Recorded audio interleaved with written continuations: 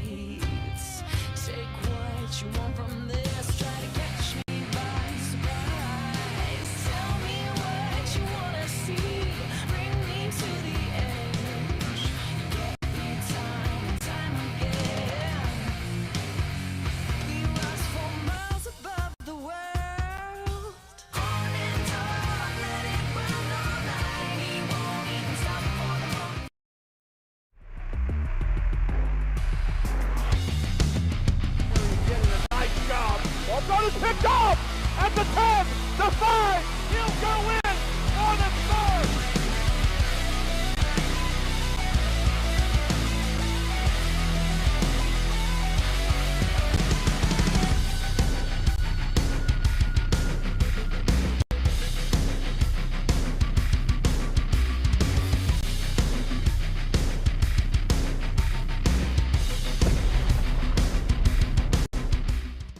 Football Night is proudly presented by the following sponsors: Right Legal PLLC Attorneys and Counselors, Complete Land Sculpture, Vanguard GMC Ford Kia and Volkswagen, Veritex Community Bank, Rockmore Roofing Systems, Barrel & Bones Craft Bar and Smokehouse, Mosley Dental Group, and UT Southwestern Simmons Cancer Center. On behalf of the Jesuit Sports Network and this production of Ranger Football Night, thank you, sponsors. Hey, Ranger fans. Welcome to the Ranger Football Night pregame show, sponsored by Barrel & Bones. Now, here are your hosts for tonight's big game: Chris Ackles, Kevin Fitzsimmons, and Chris Martinez. Happy Halloween from Wildcat Ram Stadium. It's a UIL District 7 6A varsity football matchup between the Berkner Rams and the Jesuit Rangers. Hello there, everybody. Welcome to Jesuit Ranger Football Night on the Jesuit Ranger Sports Network. I'm Chris Ackles. To my right, my good friend and broadcast partner, Kevin Fitzsimmons. To my left, the illustrious Chris Martinez. We're happy to be with you tonight. Halloween night, Kevin. Time for high school football. For our listeners, they're lucky that there's no camera in the booth because none of us have Halloween costumes on tonight. We were promised a costume from Chris Martinez, I thought Chris Ackles said last week, so he did not deliver. But as we look across the way here, Chris Ackles, at Wildcat Ram Stadium, a number of the Jesuit band members look to be in their Halloween costumes this evening. I can see pizza slices and hot dogs, and it's going to be a great night of football. Yeah, and I tell you what, you play high school football in Texas, you start the season in August, you get 100-degree games. The weather could not be better for a football game tonight. Feels perfect out there. It's a beautiful kind of a light breeze. The wind has died down from earlier in the week, and it's a cool evening. We talked about it right as soon as we were walking into the stadium tonight. It's a perfect night of football. So really great to be here, and I think it's going to be a good one. This is an important contest for the Rangers and for the Rams, so a lot riding on this one, as we've talked about already so far, Chris. The pregame show is brought to you by Barrel & Bones Craft Bar and Smokehouse. Barrel & Bones is proud to support Jesuit Dallas and our community. Support local. Catch every Jesuit game on the big screen at Barrel & Bones. You can order online for delivery and use code Jesuit for $5 off your order. And our title sponsor for all of our broadcasts is Veritex Bank, proud to serve as the official bank of Jesuit Dallas. Share sharing a strong commitment to serving the community and making a difference in the lives of others. Learn how the shared values of Veritex Bank and Jesuit Dallas make a winning team. Visit veritexbank.com, member FDIC. We're about 7 minutes from the opening kick between the Rams and the Rangers. Kevin, this one has real-life, real-deal playoff implications. You're absolutely right, Chris. As we get down to the season, it's kind of funny how this happens. I felt like for so long early on in the season, we're talking about non-district schedule. Playoffs are later. The district schedule is all that matters. Well, all of a sudden, we're 5 games through the district schedule, through the district schedule, and there's only 2 weeks left in district. The next 2 games really matter in terms of where folks will land in the playoffs and what this then looks like as we move into the postseason. Tonight's game in particular has implications for both Jesuit and Berkner, who are in the lower level. We'll talk more about this as we go throughout the broadcast, but in the lower level of that 6A division. So there's, the higher 6A is the bigger schools, the lower 6A is the smaller schools. And it's my understanding from you talking to Coach earlier this week, Chris, that both Jesuit and Berkner are in this Division II level of 6A football. So whoever wins tonight potentially could have implications for being the number 1 seed in that lower 6A. Yeah, we've division. got some time. We'll explain it a little bit now. And Kevin, it's funny, you and I have lived all over the country. I've actually coached high school sports in other states. The UIL has a wacky system, and so let's explain it briefly. So in each district, the top 4 teams in the district make the playoffs, and those top 4 are determined simply by your district schedule. So the top 4 teams in district play make the playoffs each year. Once those 4 teams are established, they're broken up into Division I and Division II by enrollment of the school. So for District 7 6A this year, the playoff teams, if depending on how things shake out, right now, if the playoffs were to begin today, Lake Highlands, Richardson, Jesuit, and Berkner would be the 4 playoff teams. Then once you've established those teams, you split them into Division I and Division II based on their enrollment. And in the way it stands now, Chris Martinez, Lake Highlands and Richardson would be Division I, Jesuit and Berkner would be Division II, Chris. That is correct. Interesting tonight, Lake Highlands and Richardson, they're 1-2. Lake Highlands is 5-0, Richardson's 4-1. They play tonight. So basically the winner of that game is going to be that higher seed in Division I. This game, as you talked about before, Berkner versus Jesuit, whoever wins this game will clinch a playoff spot. And Pierce is still there. Pierce wins tonight. They're still in it. They got to win again next week against Berkner. So, you got the, Yankees and Red Sox right at the very end. That's where you want to do. Totally. And it's not always this simple. As Chris Martinez can tell us, there have been years where it's like, well, we made the playoffs, but you don't know if you're Division I or Division II, and we don't know who we're playing because over in District 8, we don't know what's happening. This year, it's actually fairly simple. Win tonight, and you're in. Not only are you in, win tonight, and you're going to be the top seed in Division II, which, Kevin, that means you're hosting a playoff game. And that's really important, I think, for whichever school, Berkner or Jesuit, gets this win tonight. So the teams know this going in, the sort of implications of this game. Like you said, hosting that first round of the playoffs is so important for a school community. The home field advantage cannot be understated, especially in UIL playoffs. So a really important matchup tonight, as we mentioned. And I think Chris Martinez, correct me if I'm wrong, Pierce actually won last night. They played a Thursday game against one of the Irving schools. So they are still live in the playoff race here, and next week they will play Richardson Berkner. So that'll be an important game depending on what happens here tonight as well. So 2 big games tonight here in District 7, just as Chris and Kevin have mentioned. Lake Highlands playing Richardson for the Division I high seed, and here at Wildcat Ram Stadium, it's the Rangers and the Rams for the Division II top seed. The Rangers take the field with about 3 minutes before the opening kick. Let's take a look at our starting lineup for the Rangers wearing their road whites tonight. And Kevin, we'll start with the offensive line. We've talked about this offensive line. We've lost a couple of big names. Captain Luke Cutler, you probably saw out in the sling. So we're really looking to be led by junior Barnaby Cox, number 74. And then we got 2 sophomores at the tackle positions in Chase Gibson and Hudson Krug. So offensive line looked great, though, I thought, last week against Richardson. Yeah, no doubt about it, and we'll need him to look great again tonight. We look at the receivers for Jesuit. Cade Kirby is one of the district leaders in receiving. He's got the most touchdowns of anybody in District 7-6A, and we'll see him certainly tonight. Harlan Buechler, back from injury last week. He's a speed demon. He's a Jesuit record holder in the 100-meter and 200-meter on the track. And here in football, it's great to have him back. Of course, Caden Profit and big, tall Corson Lindley on the outside as well. For the Jesuit backfield, Kevin, Meyer, DeBow, and Barry. And we've talked about how Lucas Meyer has started to come into his own as a blocker in the backfield, Chris. That's your senior running back there, and of course led all at the offensive helm. Beck Berry all season long has been great. He's the 3rd leading quarterback in this district. Let's take a look at the Jesuit defense. Tanner Krug, one of the captains of this Jesuit team there on the defensive front, along with Parker Sherman and Cole Johnson. When I spoke with Coach Hickman this morning before the game, he talked about making sure to stop the Rams' run. It'll be important for these guys to do that. This is the great group here, this linebacker core, especially when you look at Cole Wambacher and Gabriel James, who have been leading this defense all season, Chris. Looks like we'll take a quick break here maybe as we go to the national anthem. Yeah, we look quickly at the secondary. We'll see if these guys can stop the big play. That's a little teaser for our keys to the game, which will be coming up next. We pause for just a moment for the national anthem here at Wildcat Ram Stadium. When we come back, keys to the game and tonight's kickoff.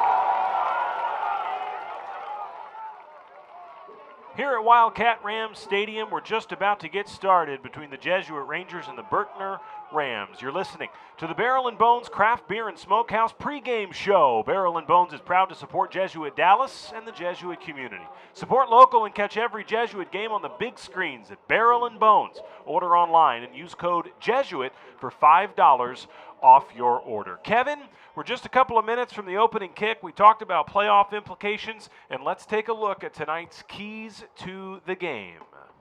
Yeah, Chris, keys to the game. We talked with Coach Hickman. Number one, we want to establish the run. Last week against Richardson, this did not happen until the second half, but as soon as it got going, it made the Jesuit offense look a lot smoother. Look for guys like DeBow, Meyer, Shane Parker's in the backfield running the ball a lot as well. Coach also told us he's going to go up-tempo tonight on the offensive side. Chris Berkner, we haven't talked about them too much yet, but they are the top defensive team in the district. I think going up-tempo, Coach thinks we have a chance to create some speed and get this Berkner defense on their heels, especially early. Last but not least, prevent the big play. That's been a problem all season long for this Jesuit defense. If we can prevent the big play, we can stay in the game with these guys. No doubt about it. Jesuits' Cooper Magoo is about to kick the ball off. The Rams offense will start it. Chris Martinez, let's do uniforms real fast. You got a good one tonight. Yeah, Berkner's got the black uniforms and the green numbers, looking like Ohio University Bobcats. That's right. Of course, Jesuits got those Notre Dames we always talk about, but Chris pulled out the Ohio University. I love that. Yeah, I think Jesuit tonight kind of looks like Navy a little bit. Yeah, with the blue pants. I like it. We're underway here. Cooper Magoo's kick returned by Cody Foreman, and the Rams have the ball first. They'll start at their own 31-yard line. Chris Martinez, hopefully the Jesuit offense won't be running the triple option like Navy does, though. That's important for us to have a little bit more firepower than that tonight, I think. 63 degrees at kickoff with 50% humidity. Kevin mentioned the light breeze. It's technically a wind out of the southeast at 5 miles per hour. A magnificent night for football here on the east side of town, Wildcat Ram Stadium. The first snap is going to be botched. Jesuit nearly picks it up, but the Rams actually do. They're going to gain 3 or 4 yards on it. Boy, almost complete disaster on play number 1 for the Berkner offense, but they were rescued barely by Trey Gaston. Wow, that was such a lucky break for the Rams.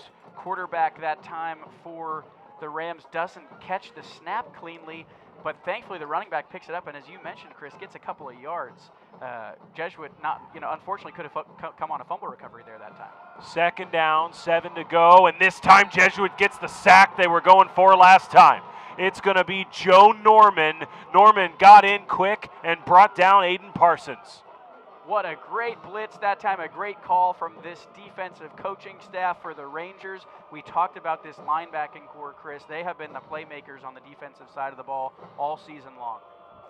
Having a sack right there. They had 5 sacks last week, Jesuit did against Richardson, and 1 in the first 2 plays. 3rd down, 14 to go for Aiden Parsons and the Rams offense. Parsons has a little bit of time. This time he's going to run. He's got some wheels. He's moving, and the Rangers nearly brought him down. He won't quite get to the line to gain. He gained about 8 or 10 yards, but it's not enough on 3rd and 14. That's a great job that time by Gabriel James and Simon McGoldrick for the Rangers. Chris, quarterback breaks out of the throwing motion a little bit. He's outside the pocket. You think he might have a chance to get there, but the defense was very disciplined. James and McGoldrick contain him. It's ultimately Gabriel James who makes the tackle, and now it's 4th down for the Rams. 4th down, 5 to go. Interesting formation here. I'm not sure if he's also punting. He's about 10 yards behind the line, which is not far enough for a normal punter. Now he'll back up. It is technically 4-down territory. More snap issues for Berkner. The Rams are forced to go for it, and they're going to get it. He makes enough of a move. Parsons is going to keep going. Parsons down the sideline, and it went from 4th and 5. It was a bad snap. Parsons picked it up, and the Rams are on the board in less than 2 minutes. Wow. 64-yard run for the touchdown. Well, you talked about it, Chris. It was a little bit of a unique formation there. It didn't look like he was thinking he was going to punt that whole time, but maybe the Rangers thought it was going to be that kind of classic quick kick. And now as we see that the Rams might have some more trickery as they look to go with that swinging gate formation out to the left. Yeah, on 2 of the first 4 plays of the game, the Rams have a low snap that creates problems, and both times, Jesuit had a chance to take advantage, but they weren't able to do it. The first time, it was about a 3-yard gain, but on that bad snap, 4th and 4, Berkner gains 64 yards for the touchdown. It's a 4-play drive for a total of 69 yards. It took less than 2 minutes, and Berkner's PAT is through. We are 1 minute and 47 seconds into the game, not the start Jesuit was looking for. Well, I think that's a tough break when you look at what happens on the opening snap. Fumbled a low snap, but the Rams are fortunate. Even more fortunate that time as there was another low snap that the guys had to pick up, and as you mentioned, Parsons took it all the way to the house. So the Rams offense gets off to a hot start. Jesuit gives up a big play. Now it's time to see if this offense can respond. Not what I wanted to be saying to you, Kevin, 2 minutes into the game, but you got to prevent the big play. It's a key to this game tonight is preventing the big play. Berkner has the first big play of the night. That was Parsons running, Aiden Parsons. If that was a project, that would be the Aiden Parsons project. Thank you, Chris Martinez. I feel like a lot of the actual players and students go back and watch this game. I'd be shocked if any of them got that joke at home. The dads maybe, but I don't know about the students. 7-0 Berkner. We're just a couple minutes into the game. A 64-yard touchdown run. And go ahead, Kevin. I'm just looking at the numbers here, Chris. These numbers are hard to see for Berkner. That looks like it's number 2, I think Jake you're right. Dunn, who's lined up at quarterback for the Rams. And he was definitely the one who scored the touchdown as well. They might have had a little bit of a change from what we've seen on the roster. No, I think you're right. The Rangers are going to have a return, and this is going to be Andres Van. Van's got a little bit of room. He runs into some black jerseys around the 40-yard line. A bit of confusion. The depth chart indicates Parsons as quarterback. He's been their quarterback throughout the season, but they show up, and in the first drive, Daquan Dunn, who is a wide receiver, lined up at quarterback, and you could tell because, man, he's got wheels. I mean, he just took off.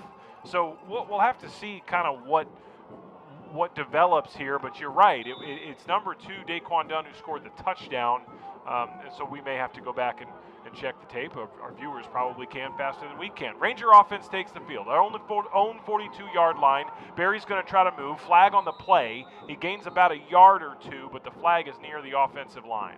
Yeah, let's see here what the penalty is going to be, as it's a holding on Jesuit. Looks like maybe one of the offensive linemen gets caught there, Chris.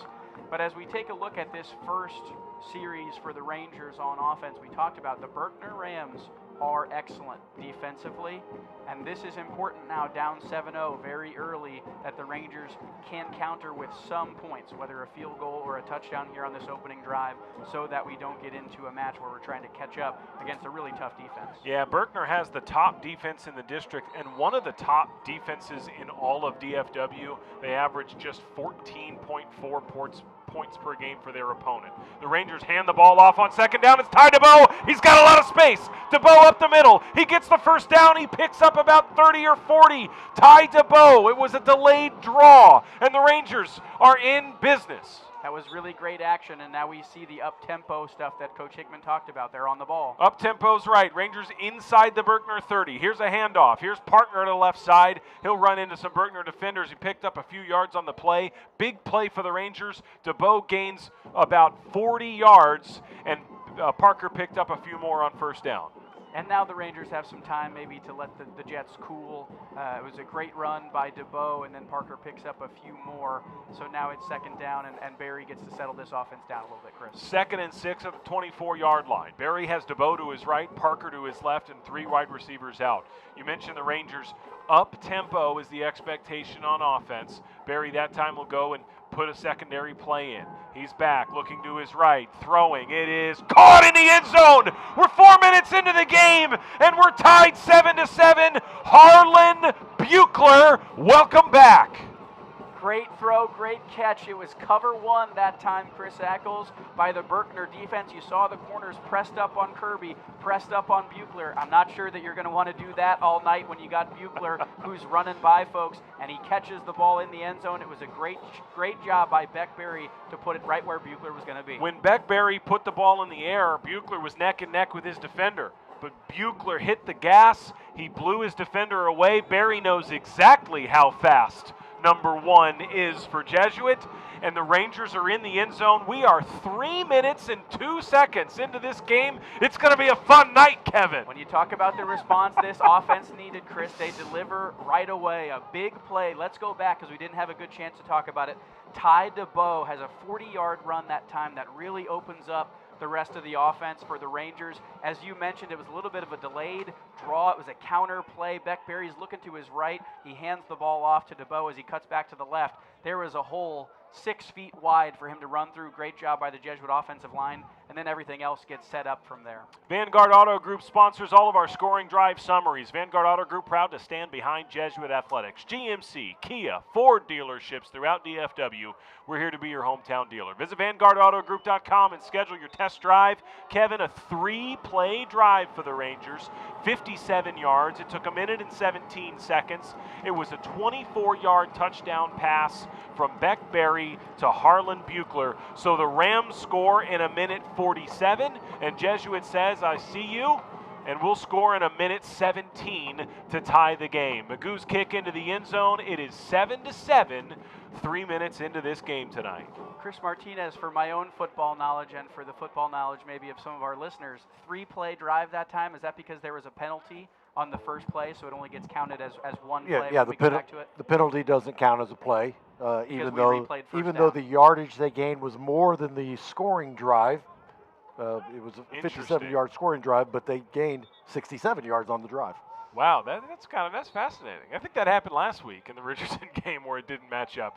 We get some clarity on this Richardson offense. It is indeed number 2 which is listed as Daquan Dunn on the roster at the quarterback position for Berkner. So had a good drive last time, scored on just 4 plays. Now he'll fire the ball off to his left. It's going to be incomplete. It was a forward pass. Jesuits defense was right there. Even if the ball's caught, it's not a gain of more than 2 or 3, but it was incomplete, so they're back to the line for 2nd and 10. Well, we'll talk about this more, but if that's done out there, that was a beautiful looking ball that was thrown all the way out to the sideline. So he's got an arm as well. If he's been playing wide receiver, they're going to switch him over to quarterback, and it looks like he has all the tools to be able to play that position. 2nd down, 10 to go for the Rams on their own 25-yard line after the Magoo touchback. This time Dunn's going to run to his right. He's got a blocker, now throws the ball. It was a little bit of trickery, but the Rams only gained a yard or 2 on it because the Rangers got a great tackle from Joe Norman again.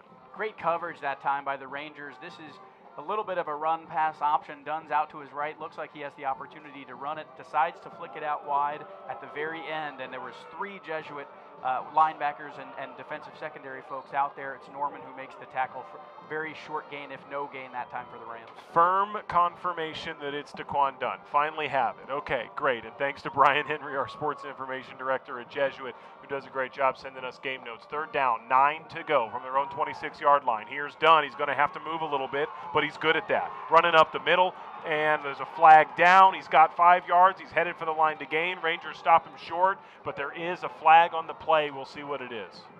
I think this is going to be holding Chris Ackles that time on the Rams offensive line. Joe Norman had an opportunity to make a play and got held. Will be interesting to see what Coach Hickman decides, because it didn't look like he got the line to gain that time, so it would be 4th down, but we saw how dangerous Dunn was in the backfield on the last 4th and short, so looks like they are going to back this offense up for the Rams. Yeah, it looks like Coach Hickman will accept the penalty and take the extra yardage. First quarter is brought to you by UT Southwestern Simmons Cancer Center, your home team for cancer care. Locations all around the DFW area. UT Southwestern Simmons Cancer Center, our first quarter partner tonight. After the penalty, it's 3rd down, 19 to go from the Berkner 16-yard line. Daquan Dunn, certainly a weapon with his legs. Now he's back. He's got time, looking to throw. Now he'll try to run, and the Ranger defense is right there. He's having a zigzag through multiple guys, and that time a couple of them got to him. I know that the Rangers' number 90, Cole Johnson, was involved, and it looks like Parker Sherman was as well. That's just a 3-man rush that time that gets the sack, so that's a coverage sack that time. Great job by the secondary and the linebacker core for the Rangers. It is Sherman and Johnson who get back there, but just 3 rushers, so great job by that Ranger defense. That's a full, complete play by the defense, and we get the sack. A few minutes ago on 4th and 4, Berkner faked the punt and went for it and scored a touchdown on the play. This time it's 4th and 20 at their own 16-yard line. They won't fake this one. Punt is in the air. Lindley is back. He's going to come down with this one right at his own 44, gain a couple of yards on the return, and the Ranger offense is back on the field. Yeah, and I noticed that time it was not Daquan Dunn in the backfield for the Rams. So that was a punt, it looked like, by number 16, Alan Tran, for the Rams. A good catch by Corson Lindley, and now this Ranger offense, Chris, has the opportunity to start in Berkner field position. We talked about the Berkner defense, and of course, as we were talking about it, the Ranger offense took off.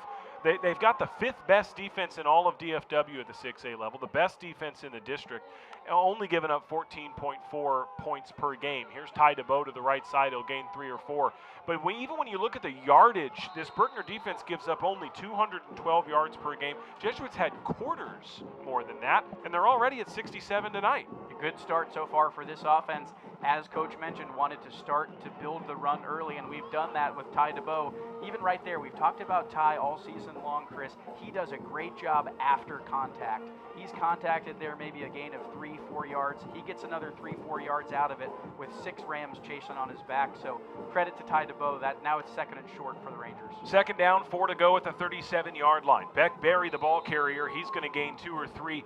Surprisingly, Kevin, Berry is actually the leading rusher for Jesuit. Part of that is because they've got a stable of running backs, all of whom can do a really nice job. But the offensive line does a good job blocking no matter who's running the ball. 3rd down, 1 yard to go at the 34-yard line. Berry's back. He's got got DeBow to his right, Sherman to his left. Fakes the handoff, rolling left. It's a toss to Sherman. He'll get the first down. He'll get 5 or 6 more, and Sherman is down to the 26-yard line. Rangers convert on 3rd and 1. That's Shane Parker out that time for the Rangers, number 7. A great little play call where they fake the run. It's a play action, but Shane Parker, great job just getting right into the flat. He had a lot of space after he caught that ball. Good first down by the Rangers. At some point tonight, Kevin, I'll get people's names right. I'm sorry. I keep messing it up. Parker to the left, DeBow to the right. It looks like the Rams are a little bit offsides. Rangers take the free play, throw it corner, looking for Cade Kirby. It falls incomplete. Smart move by Barry, knowing it's a free play. Might as well take a shot. He successfully clapped the Rams offside.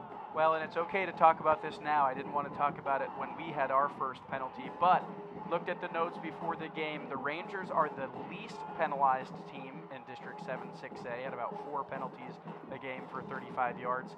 The Rams, the most penalized team in the district, averaging over 10 penalties for over 100 yards per game. I think we're going to see that come into play tonight if this is a close one, Chris. The Rangers now at the 21-yard line. Technically don't have a play from the red zone yet because in the last drive it was a 24-yard touchdown pass from Barry to Buechler. Here's Barry now rolling to his right. Great block from DeBow. He's going to Buechler again in the corner. It's incomplete. And it was actually intended for Caden Profit looking in the front right corner of that end zone on 1st and 5. Didn't get the chance to see the number for the Rams cornerback that made that play, but boy, that was an athletic one. Got out there, stuck up his left hand, and was able to tip that ball away. Otherwise, I think that was a touchdown for the Rangers, Chris. Blocking from Ty DeBow, excellent. Another thing we've talked both with Coach Hickman and Coach Radican about is blocking from non-blockers like running backs and wide receivers. 2nd down, 5 to go from the 21-yard line. Barry handing the ball off. Parker to the right side. Parker will get 4, maybe 5 yards after contact. May have just earned Jesuit another first down. Yes, it looks like the referee is going to wave the chain gang across. They're slow to move, but that is a first down. So the Rangers have a fresh set of downs now, and this run game continuing to be the thing that leads the offense, Chris. Establishing the run, one of the keys to the game from Coach Hickman today. Jesuits in the red zone. They've scored on 18 out of 20 trips to the red zone this year. 13 touchdowns and 5 field goals, and now it's going to be 1st and 10 from the 17-yard line. It's been this formation just about all night so far for Jesuit, and right as I say that, Parker moves over to the left side. So he's got Parker and DeBow to his right. He's going to toss it to Buechler. Buechler looking, he's going to run a couple, get a block. Buechler picks up a first. He's inside the 5, and the Rangers are a couple of yards away from taking a lead. I'm sitting there thinking to myself right before that play, why do they have 2 running backs off to the right for this play? Well, it's so that they could both block for Harlan Buechler, who comes across on the wide receiver end around. 1st and goal. Handoff to DeBow. DeBow finds a hole. Touchdown, Ty DeBow. 5:44 on the clock in the first quarter. The Rangers take the lead. Great blocking that time. We talked about it already, Chris. Up tempo. That's a quick job of getting to the line by the linemen, by the skill players. The Rams weren't ready for that one, and DeBow punches it right in, up the we middle. were barely ready for that.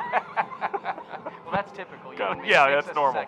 It's kind of been that way all night. Cooper Magoo on for the PAT.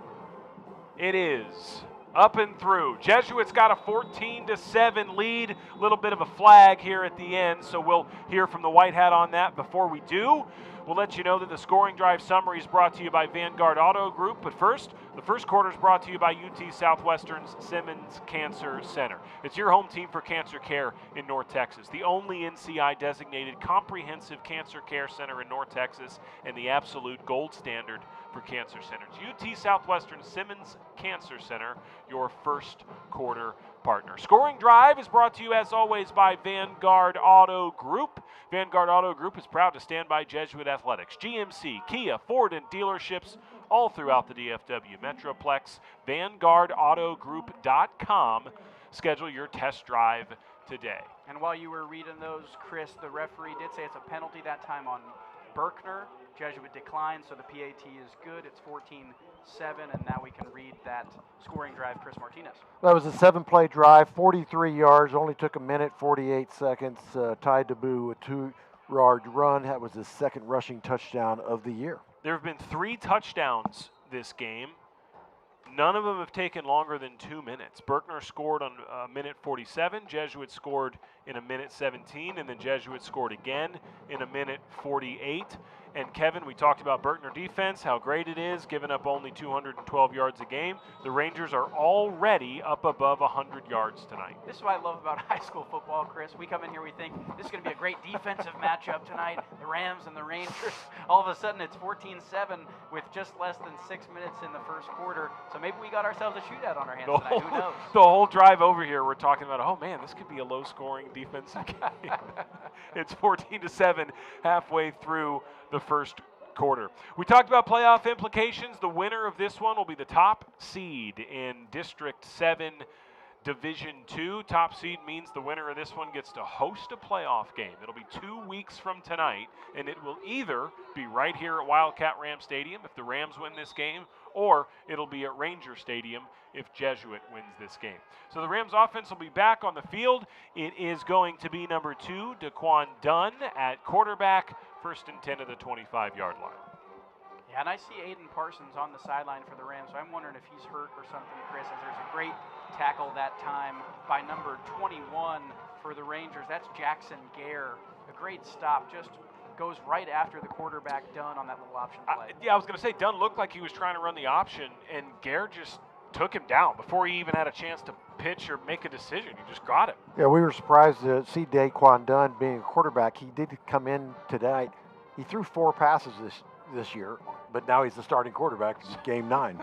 So maybe he's got an arm. I'll tell you that. I mean, he's clearly an athlete. He's a threat in a couple of different ways. 2nd down, 11 to go from the 24-yard line. This time he'll hand the ball off, and here we go around the right corner. Flag on the play. Berkner's going to gain enough for the 1st down. It looked like he got about 12 or 14 yards. There's another flag, and it looks like it's going to be holding against the Rams. So Berkner, Kevin, you mentioned they're the most penalized team in the district. It's coming back to bite him here in the first quarter. Yeah, Cole Wambacher having a hard time fixing the jersey over his shoulder pad that time. The hold was so bad. Chris. He was on the end. There's no way that the Rams get outside of him that time if there wasn't a hold. So that's exactly what you're supposed to do when you're on the defensive end there. You try to contain the run to make it go back to the inside. Cole tries to do that and gets held. So he shows the penalty clearly, and now the Rams are backed up 10-plus yards again. Jesuit senior Carson Long is with us here in the booth. He's tweeting at Radio Jesuit. Give us a follow on Twitter, on X, at Radio Jesuit. And also, say hello to us on Twitter. We'd love to say hello to you on the air. Long yardage here for the Rams. They'll pick up and get back to the original line of scrimmage on a 10-yard gain on a little dump pass. It'll be 3rd and 10 coming. Yeah, nicely drawn up that time, I thought, by the Rams. Looked like it was Cole Johnson there who was going on a free blitz, had Dunn in his sights, but a good little screen pass, and it's another penalty here on the far side. Coach Hickman's conferring with the officials to see what we're going to do here, but they are, it looks like, going to back him up. That's a legal receiver downfield, and so the Rams, after that gain, are going to get backed up again, and now they'll be maybe inside their own 10-yard line, Chris. Yeah, illegal receiver was the call. Coach Hickman had to decide between 3rd and 10 or 2nd and 25. He elected to go ahead and take 2nd down and 25, which, as long as you don't give up 15 yards, is likely to end up being the call you want. So Berkner's down at their own 10-yard line. 2nd down, 25 to go. Daquan Dunn running this Berkner offense tonight. Here's Dunn, back in the gun. He's going to have to move. Just gets off the goal line. He's got a little bit of space to move. He picks up 10. He picks up 20. He's going to get every bit of the 25 yards they needed for a Berkner Ram 1st down. Oh, and unfortunate that time for the Rangers. It was good coverage downfield. Brought in Gabriel James on the blitz. He can't quite get to Dunn, who, as we've mentioned, is shifty. That's a 27-yard run for the quarterback that time. And the Rangers now trying to contain that big play, Chris. The depth chart said it was going to be Aiden Parson at quarterback. I can absolutely see why it's Daquan Dunn. The guy can move. This time he delivers a pass, a hard hit from Jesuits number 40, Simon McGoldrick, but a great play by the Rams wide receiver to shake free and gain a few more yards. Yeah, the Rangers now time to focus on tackling, Chris. A couple of times, a few players have gotten loose when the Rangers had an opportunity to tackle, so I know that this defensive coaching staff is going to focus on that for the rest of the game. 2nd down, 3 to go. The Rams at their own 44-yard line. Dunn in the shotgun. He's going to roll to his right. Little option play. This time he will pitch it, and the Rangers are going to stop him. Just back to the line of scrimmage. The pitch was successful, but Cole Wambacher was there quickly. That's an extremely athletic play by Cole Wambacher, Chris. He's the end, as we just talked about with Jackson Garrett last time. He's supposed to decide what's he going to do. Is he going to take the quarterback? Is he going to take the pitch? He stays there long enough to make Dunn pitch it, and then is athletic enough to get to the running back to drop him in the backfield. That's a big-time play by our leading defenseman. You've seen Dunn's wheels tonight. Trey Gaston, which is who he pitched it to, is actually the leading rusher for the Rams. So those are two threats to run that Wambacher just handled. This one's going to be a pass to Gaston. It is complete. A tackle made right at the 50-yard line for Jesuit. The pass was complete, and I believe it was Nelson again on the tackle. No, McGoldrick, my bad, on the tackle. McGoldrick makes a nice shoestring tackle that time as he's chasing down the back out of the backfield. That's a tough cover assignment for a linebacker, so good job to stay with him and prevent the big play. A little over 2 minutes to play here in the first quarter. It's been an active one. Jesuit's got a 14-7 lead. Berkner's got it at the Jesuit 49-yard line. It's a handoff. It is going to be Trey Gaston again. He'll pick up 10 or 11 yards. There's a flag again, and there might even be two of them on this play. Yeah, it looked like another hold maybe that time for the Rams, just somebody who had a little bit too much Ranger jersey, and they are going to back up this Rams offense once again. So we talked about it. Penalties have been an issue for Berkner all season long, and already how many do we have, Chris? That's already 5 on Berkner for 40 yards. Yeah. Sometimes you watch a game like this, Kevin, you go, man, they're throwing too many flags. In the defense of these referees, it is the most penalized team in the district. So can't say I'm surprised. And Coach Hickman talked about trying to ramp up the pace of the game on offense. On defense, you're getting extra breathers because of these penalties. Yeah, and I haven't seen one that I haven't agreed with yet in terms of the penalties, even on our side, on Jesuit side. So referee's calling a good game so far tonight. First down, 16 to go. Berkner at its own 45-yard line. Here's Dunn. He's going to use his legs. He's going to spin. He's going to get some open space, and he is going to take it 55 yards if the Rangers can't stop him. Really, really talented DeQuan Dunn can take plays that look like nothing and turn them into touchdowns. He had a 64-yarder earlier. There's a 55-yarder as the Rams likely tie this thing. I'm looking here at the stats so far. He had 14 rushes for 85 yards and a touchdown already so far this season, and that was when he was playing wide receiver. So clearly he's an athlete and somebody that they wanted to get the ball in his hands more often than not, and he's made us pay twice tonight already. The PAT's good. We're tied 14-14. DeQuan Dunn had a 64-yard touchdown on what looked like a broken play earlier this quarter. Same thing there, a play that looked like it could have been a gain of 2 or 3 turns into a gain of 55 and pay dirt for the Rams. Go ahead. Well, when you talk about the keys to the game, Chris, just taking a quick temperature on that so far from what Coach said. Establish the run. We've done a great job of that on the offensive side of the ball. Definitely wanted to contain the big play, which now that's 2 big plays for 2 touchdowns, so you can see where Coach was coming from on that. We wanted to keep this Rams offense to shorter yardage plays. So, doing some good things, but also some things to continue to work on through the course of this game for the Rangers. The Vanguard Auto Group scoring drive summary, 6 plays, 75 yards. It took 4 minutes and 10 seconds. Dunn took it 55 yards for his second rushing touchdown tonight. That is your Vanguard Auto Group scoring summary. Visit vanguardautogroup.com. Kevin, it is still the first quarter, and it's 14-14, and what we thought would be a defensive affair has been, quite frankly, anything but. And this is hard to prepare for, I think, if you're a coaching staff. Maybe you expect Parsons to come into this game at quarterback, and now they're throwing a completely different look at you. As you see maybe the Rams here with a couple of different kickers. Are they looking to line this up and kick it short, Chris? I got to admit, there's been a lot of trickery both ways tonight. It'll be a little bit of a pooch kick. It goes right into the hands of Ben Phillips, the Jesuit junior, who just calls for the fair catch, makes the play. And why not? Because the Rangers have pretty good field position here at the 37-yard line. Yeah, I think that's an interesting play. Maybe the Rams don't have somebody who can kick it all the way out for a touchback, and so they just opt to do a little bit of a short kick there. as this Ranger offense looks to take the field. You got 2 drives for 2 touchdowns, so want to continue the momentum that's led right now by this rushing attack with Parker and DeBow.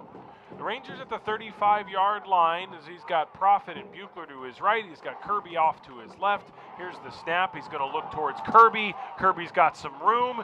Little bit of contact, but the throw was just beyond Kirby's reach on first down.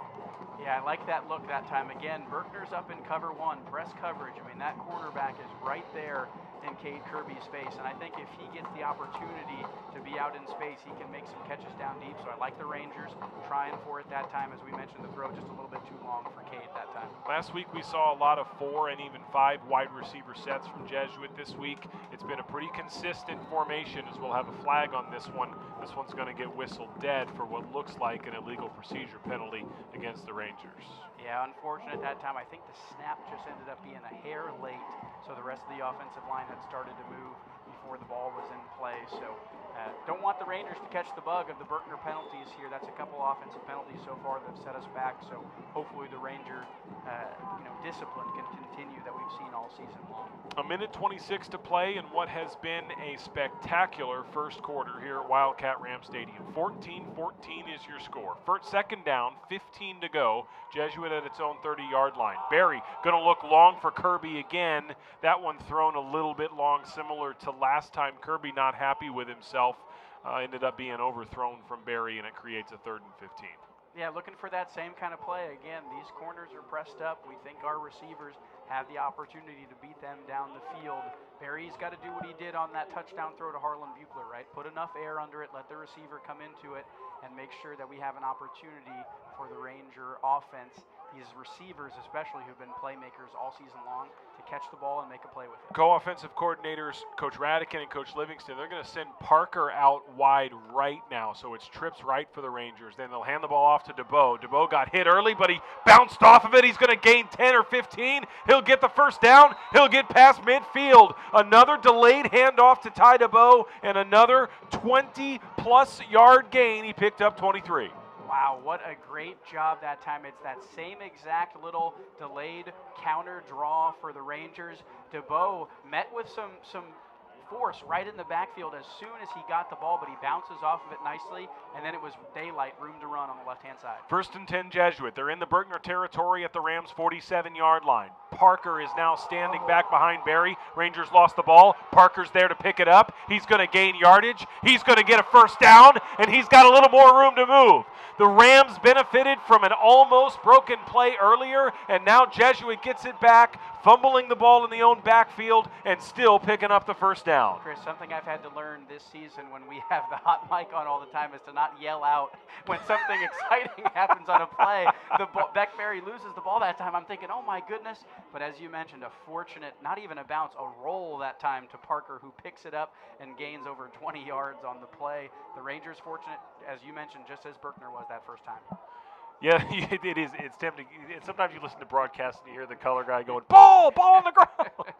1st and 10 Jesuit. They're cooking now. He's going to fire to his right, looking for Buechler. It falls incomplete. Well, Parker had just been out in the kind of slot receiver role. He came back into the backfield, and thank goodness he did, because he was able to pick up that fumble. Yeah, good job by him of turning around back to the ball. It was a play action run, and so he was on the fake side, but he turns his head back as soon as the ball rolled to him. He was there, so fortunate that time. Like the receiver, that time Harlan Buechler out to the right. We know he's fast. That time he does a little kind of comeback route on the sideline. Doesn't come up with it, unfortunately, but I like that play call. 2nd down, 10 to go. Rangers at the Berkner 23-yard line, 12 seconds on the clock in the first quarter. Barry dumping it over the middle. Here's Harlan Buechler. He's got about 6 or 7 yards. Going to get hit by 3 or 4 different Berkner Rams. Looked like he gained 8 or 9. He's a little bit shy of a first down. But as the final seconds tick away in the first quarter, what a first quarter it was, Kevin. Berkner scores on a big play. Jesuit responds with 2 touchdowns. Berkner scores on another big play. I'm almost out of breath, and it's 14-14 after 1. Yeah, as we've talked about, this defensive matchup getting blown wide open right away.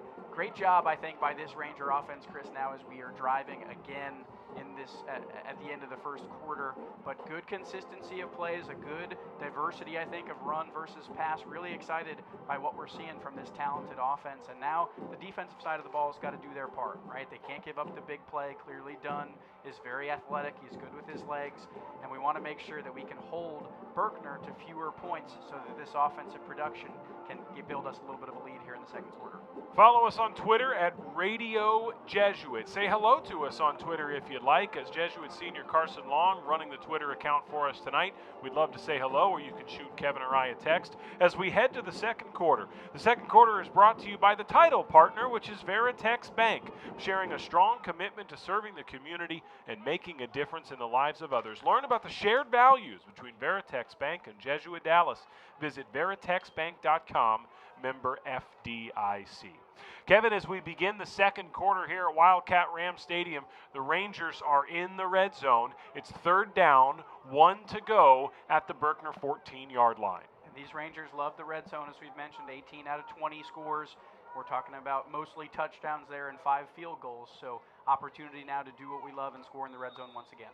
Barry at quarterback. This time Myers in the game to do some extra blocking. He'll hand the ball to DeBow. DeBow's going to pick up the yards he needs to get a Jesuit first down. Kevin, we talked on the way here about this interesting formation that Jesuit runs where they'll put Lucas Meyer in the game. He's not on the offensive line. He's technically in the backfield, but he's really there to block like a lineman, and he does it well. He does. He's been great at it in the last few weeks, and credit to Lucas Meyer. I mean, he's a senior. He's the starting running back, and you come into a position like that where you're asked to do a lot of blocking, and he's done it faithfully and done it well. First down and 10, Jesuit at the 11-yard line. Parker to his left, DeBow to his right. Here's Barry, hands the ball off to DeBow. DeBow trying to find the corner. He does, and he's in the end zone. Ty DeBow, his second touchdown of the night. We're less than a minute into the second quarter at Wildcat Ram Stadium, and the Rangers are back on top. Another great job blocking that time, both by the line and by the receivers out to the left. DeBow, that was not a wide open run, Chris. He breaks a tackle early. He makes a couple men miss as he dives into the end zone. It's times like this when you look, and I was looking on the depth chart just to see, Ty DeBow's a junior. It looks like the Rangers are going to be set at starting running back next year with Ty DeBow in great hands. The first key to the game tonight from Coach Hickman was to establish the run. The Rangers have done an excellent job of that. A lot of that's Ty DeBow. A huge part of that's the offensive line. Jackson Wagaspack on the snap. J.P. Livingston on the hold. Cooper Magoo on the kick. The PAT is good. The Rangers have a lead. I just want to say one more thing here as we look at the Berkner Rams run off the sideline. I believe that Daquan Dunn has been playing defense as well. I mean, that guy's he's running it, he's throwing it, he's been a receiver this year. I think he's on the defensive side of the ball as well. He's doing it all for the Rams. And in our defense, by the way, I know there's people listening going, why can't they figure out who? These jerseys are tough. It's like a black number on a black jersey, a little bit of a challenge, but man, Dunn's an athlete. Scoring summary that time brought to you by Vanguard Auto Group, is proud to stand behind Jesuit Athletics with GMC, Kia, and Ford dealerships in the DFW Metroplex and surrounding areas. We're here to be your hometown dealer. Visit VanguardAutoGroup.com and schedule your test drive today. Go Rangers. That one was 8 plays for 65 yards, 2 minutes and 14 seconds. Ty DeBow caps it off with an 11-yard run. That drive spanned between the first and second quarter here as we see Cooper Magoo kick off for the Rangers. Yeah, the Rams are going to elect to return this from inside their own 5. We'll see what kind of yardage he gets. A good tackle. It was Joe Norman in combination with Simon McGoldrick both in on the tackle. A touchback would have put him at the 25. That choice to return puts him at the 24. A little bit of a mood difference. Yeah, it doesn't handle the kick well that time, the returner, so I thought he might just elect to let that one go out. But as you mentioned, brings it out, not too big of a difference. Man, it's funny, even on the kickoffs, Chris, we're calling those same names we call all the time. McGoldrick, Joe Norman making the tackle. Those guys have been excellent all season long. Well, I was kind of glad that we did know that Dunn was quarterback in that first series because I wanted to really get in that Aiden Parsons project. Well, we got the joke in. That's why I did it for you, Chris. That's why I called the wrong name, so we could get the joke in. First and 10 Rams at their own 24-yard line. Hand up the middle. Going to gain about 7 or 8 before the Rangers bring him down. Kevin, I know we've talked a lot. We spent half the first quarter talking about, Berkner usually has a great defense. They averaged giving up 212 yards a game. The Rangers are already at 172 offensive yards tonight, already at 21 points, which is higher than the average for the Berkner defense. We'll see if Jesuits' defense can prevent big plays, like Coach Hickman said was one of the keys tonight. Second down, 2 to go. Berkner at their own 32-yard line. Dunn taking his time. He'll hand the ball off again. Moving to his right, here's Trey. Oh, a nice tackle as Trey Gaston was not able to find the corner, and the Rangers bring him down. Great job that time. Let's see for the Rangers. That was number 11, Cade Weissmuller, who's coming down from that safety spot.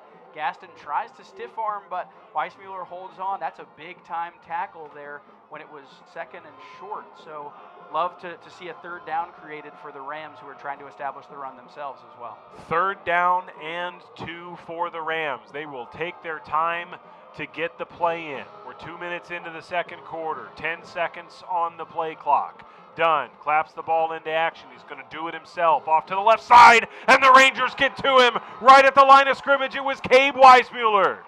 Great job again by Cade. That time it's the other side of the field. What I really like that time, Chris, by this Ranger defense is they flocked to Dunn. He kept the ball from the quarterback position, but there were 4 or 5 guys who had their heads looking to know that's the guy who's made the big plays so far. If we can contain him, we can do all right from the rest of the defensive side of the ball, and now they've brought the punter out onto the field. Coach Hickman and I talked about Cade Weissmuller this morning. I said, he's not very big. And Coach Hickman starts laughing. He was like, yeah, he's not very big, but man, is he tough. He's fast. He hits hard. And on third down, he stops this Berkner defense and forces a 3-and-out so the Ranger offense can take the field with a lead. And now let's be interesting to see here what this Ranger offense can do, Chris. We've got a 7-point lead, create the 3-and-out, as you mentioned, and then force a nice punt there by the Rams. And we're going to start, looks like, about at our own 25. Can this Ranger offense score again now on our fourth drive? We're 3 for 3 with touchdowns so far. It's a lot to ask of the offense, but they really look like they're in rhythm right now. Ty DeBow has 2 of those touchdowns for Jesuit. The third was a completion from Berry to Buechler. The Rangers may try to see if we can go up tempo here. Ball at the 24-yard line. Flag right away, and Berry's going to try hitting Kirby. The flag must have been on Berkner because Berry used it as a free play opportunity, and so we'll see what the White Hat said. It is Berkner. Berry must have known it because he put the ball in the air. It almost worked. I think, Chris, they may have just been lined up offsides that time because it didn't look like anybody jumped from what I can see. So maybe one of the helmets of the Berkner Rams defensive lineman was just over in the neutral zone that time. As you mentioned, Berry knew exactly what he was doing, tries to throw it long to Cade Kirby, who can't come up with it. But I think one of these is going to break for Cade. I know he was a little bit stunted last week against Richardson after having 3 touchdowns the week before against MacArthur. First down, 5 to go. It's a handoff to DeBow. He'll try to go around the left corner. He's going to get brought down for about a 5-yard loss. The Rangers will be back to their original line of scrimmage as 2nd and 10 coming. Yeah, it's a nice tackle that time. It looked like, I want to say that's number 6 out there, J.J. Washington, for the Rams, who doesn't let the shifty DeBow get through on just a kind of a normal run to the left side that time. So just 2nd down because of the penalty, but 2nd and 10 now. Coach Bob Wunderlich says hello to us on Twitter, and he's doing a better job of analyzing this game than I am, and he's watching on YouTube, but he's telling us all about the Berkner offense and even the Berkner jerseys. As this pass is going to be caught, but again, Jesuits just about back to the line of scrimmage, so no gain on the play, 3rd and long coming. But hello, Coach Wunderlich. He's been a part of the Jesuit football program for decades. Well, yeah, that's what I was just about to say. Coach Wunderlich, a great man, but also has a lot more experience around high school football than you and me, Chris, so no surprise that he's a better analyst than both of us combined, and great to hear from him on the broadcast tonight. 3rd down, 10 to go, Jesuit at its own 24-yard line. Berry thought about moving quick, but he'll wait and see if the Rangers can get a play in. He's got DeBow back there with him. Parker is lined up as a wide receiver off to the left with Cade Kirby, as Profit and Buechler are to the right. We'll have a timeout, and Chris, I believe, who called it? Jesuit called it. Timeout, Rangers there first of the night, first for anybody tonight. Go ahead, Kevin. Yeah, as we take a break here for the timeout, just want to give a shout out to our title sponsor. Veritex Bank is proud to serve as the official bank of the Jesuit Dallas Rangers. We share a strong commitment to serving the community and making a difference in the lives of others. Learn how our shared values make Veritex Bank and Jesuit a winning team at www.veritexbank.com, member FDIC. A lot of folks who make this broadcast possible. We mentioned Brian Henry, the Sports Information Director at Jesuit. David Horn is with us from Tradio. He's producing our broadcast tonight. All the folks at Tradio, our cameramen, our audio technicians, all the folks who make this possible. These broadcasts, Kevin, I know it's you and I wearing headsets with Chris, but there's 10 or 15 people that go into making these broadcasts tick every night. Third down, 10 to go for the Rangers at their own 24. Barry back, looking to his left. A wide open Cade Kirby catches it just beyond the yard to gain. The Rangers get the first down. And I want to see this Ranger offense go to more of that, Chris. We've established the deep threat a little bit. Buechler, we've tried a couple of times to Kirby. It's been unsuccessful. That time, the reason Cade Kirby is open is because he sprints downfield like he's going to go deep and then just cuts it to the outside right after the first down marker. That's all you need sometimes, is just to get the yards that you need for the first down. Then you get to the next set of downs and move forward. First down, 10 to go, Rangers at their own 36-yard line. Barry's going to put Marker in motion. Parker comes back into the backfield, and this time he'll get a handoff. It is going to be Parker off to the right side. He's got a hole. He's going to gain 8 or 9. He's close to a first down. It'll be 2nd and 1 coming for Jesuit. Yeah, I really like that play that time where Parker comes in motion into the backfield and then gets the ball right away. I think it caught Berkner off guard. But we talk again about the blocking. Ty DeBow was coming out of the backfield to block that time. He didn't have anybody to block because there was such a well-done job that time by the offensive line. Parker will take a breather. Lucas Meyer in the game. 2nd and 1 for Jesuit at its own 45-yard line. Hand off to DeBow. He gets a block, some help from Meyer. He got to the line of scrimmage. He may or may not have gotten it. The Rangers just needed a yard. It's going to be close to see if he got it, and he did. They'll signal to move the chains. First down, Jesuit. Yeah, I like that play call as well on 2nd down. Just trying to get the yards that you need, just trying to get DeVoe across the line, and it looks like he barely got there as the chains move. Tell you what, Chris, the numbers have been hard to see for us. For the Berkner Rams, the chain gang is also kind of hard to see. They just have the poles. They don't have the typical kind of orange triangles all the way down from that little target sign at the top, so I can't even quite see where they are sometimes on the other side of the field. Maybe we're just getting old, Kevin. I have my glasses on. First and 10, Jesuit from its own 45-yard line. Pass complete to Lucas Meyer. He got back to the line of scrimmage, but not much more than that. Rangers were hoping for a screen that turned into something. It'll be 2nd and 10. Yeah, Meyer that time, unfortunately, just as soon as he caught it, met out by one of the linebackers of Berkner, and so there's no gain on the play.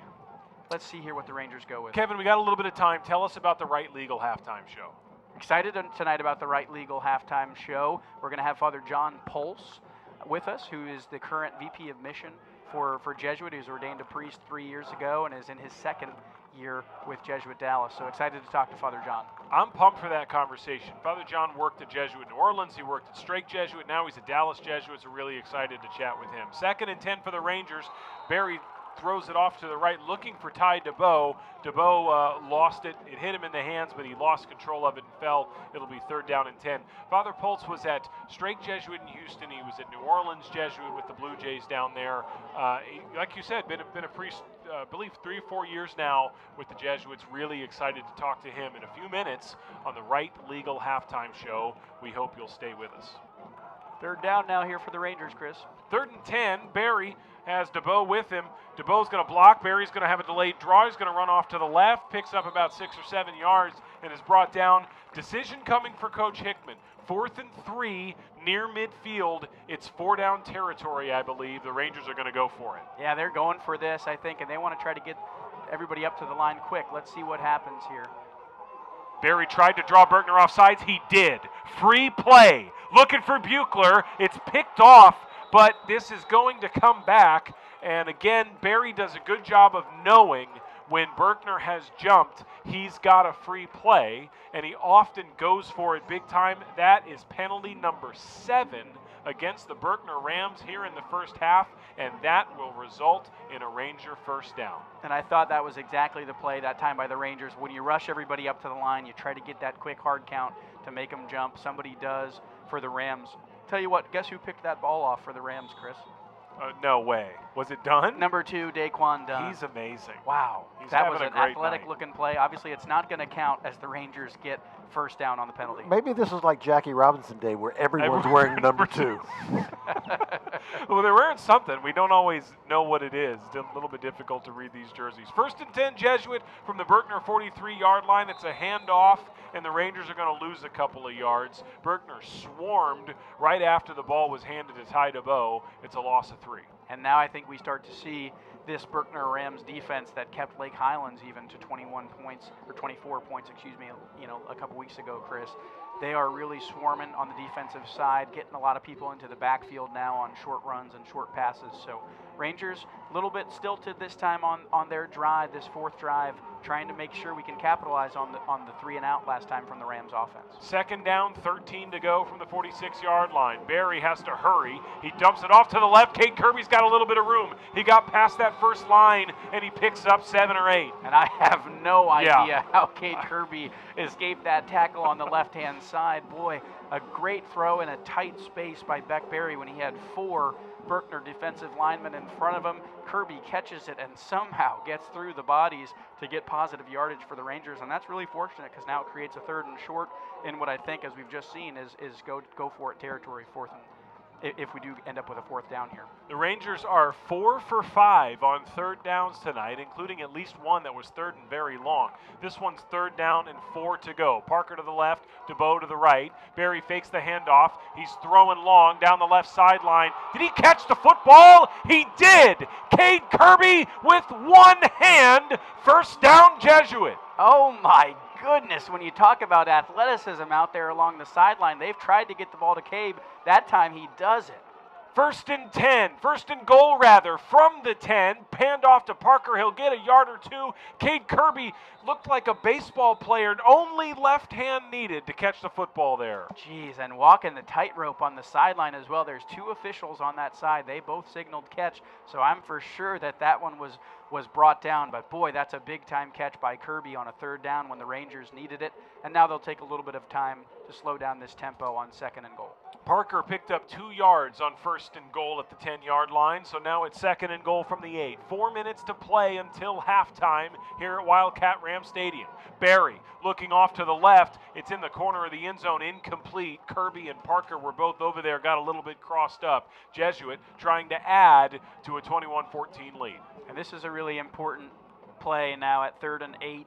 The Rangers have an opportunity to build this lead up into double digits with a field goal or a touchdown. You'd love to see a touchdown from the Ranger offense here as we keep 4 wide receivers on the field. This Ranger offense looking over to the sideline for the coaching staff to call in this play. You think you're looking at somebody like Parker, Kirby, who've been end zones seekers, hunters all year long. We've seen a lot of quick drives this game. Jesuit scored on 3 plays earlier. This is the 14th play of this Jesuit drive, eating up a lot of clock in the 2nd quarter. It's a handoff to Ty DeBow on 3rd and goal. DeBow is going to charge forward. He's going to be near the end zone. He is down at the 1-yard line. Kevin, he picks up 7 yards. 6 of them were after contact. And you think that Ty DeBow's maybe going to get 2 or 3 that time. He gets all the way to the 1. 4th and 1. Jesuit, 4th and goal from the 1. Barry's got guys behind him. Rangers trying the push. The Rangers think he's in. Let's see what the officials say. We're going to have a measurement. Barry kept the ball. The Rangers tried to create a hole for him, tried to help him in, and it looks like the officials are going to indicate that he's in. Touchdown, Jesuit. Barry carries it in. A 15-play drive for the Rangers, and the Jesuit has a 28-14 lead. The officials are still conferring here on this one, Chris. There's a flag on the play right on the goal line, and the refs are going to continue to talk about this. So let's see what happens. But while we're waiting, love the go-for-it guts that time by Coach Hickman in this offense. When DeBow gets it all the way down to the 1, let's get the boys up to the line of scrimmage and see if we can just out-push them for a touchdown. And we'll see now the official call here from the referee. I'm not sure what the weight is, and we're going to have this flag picked up.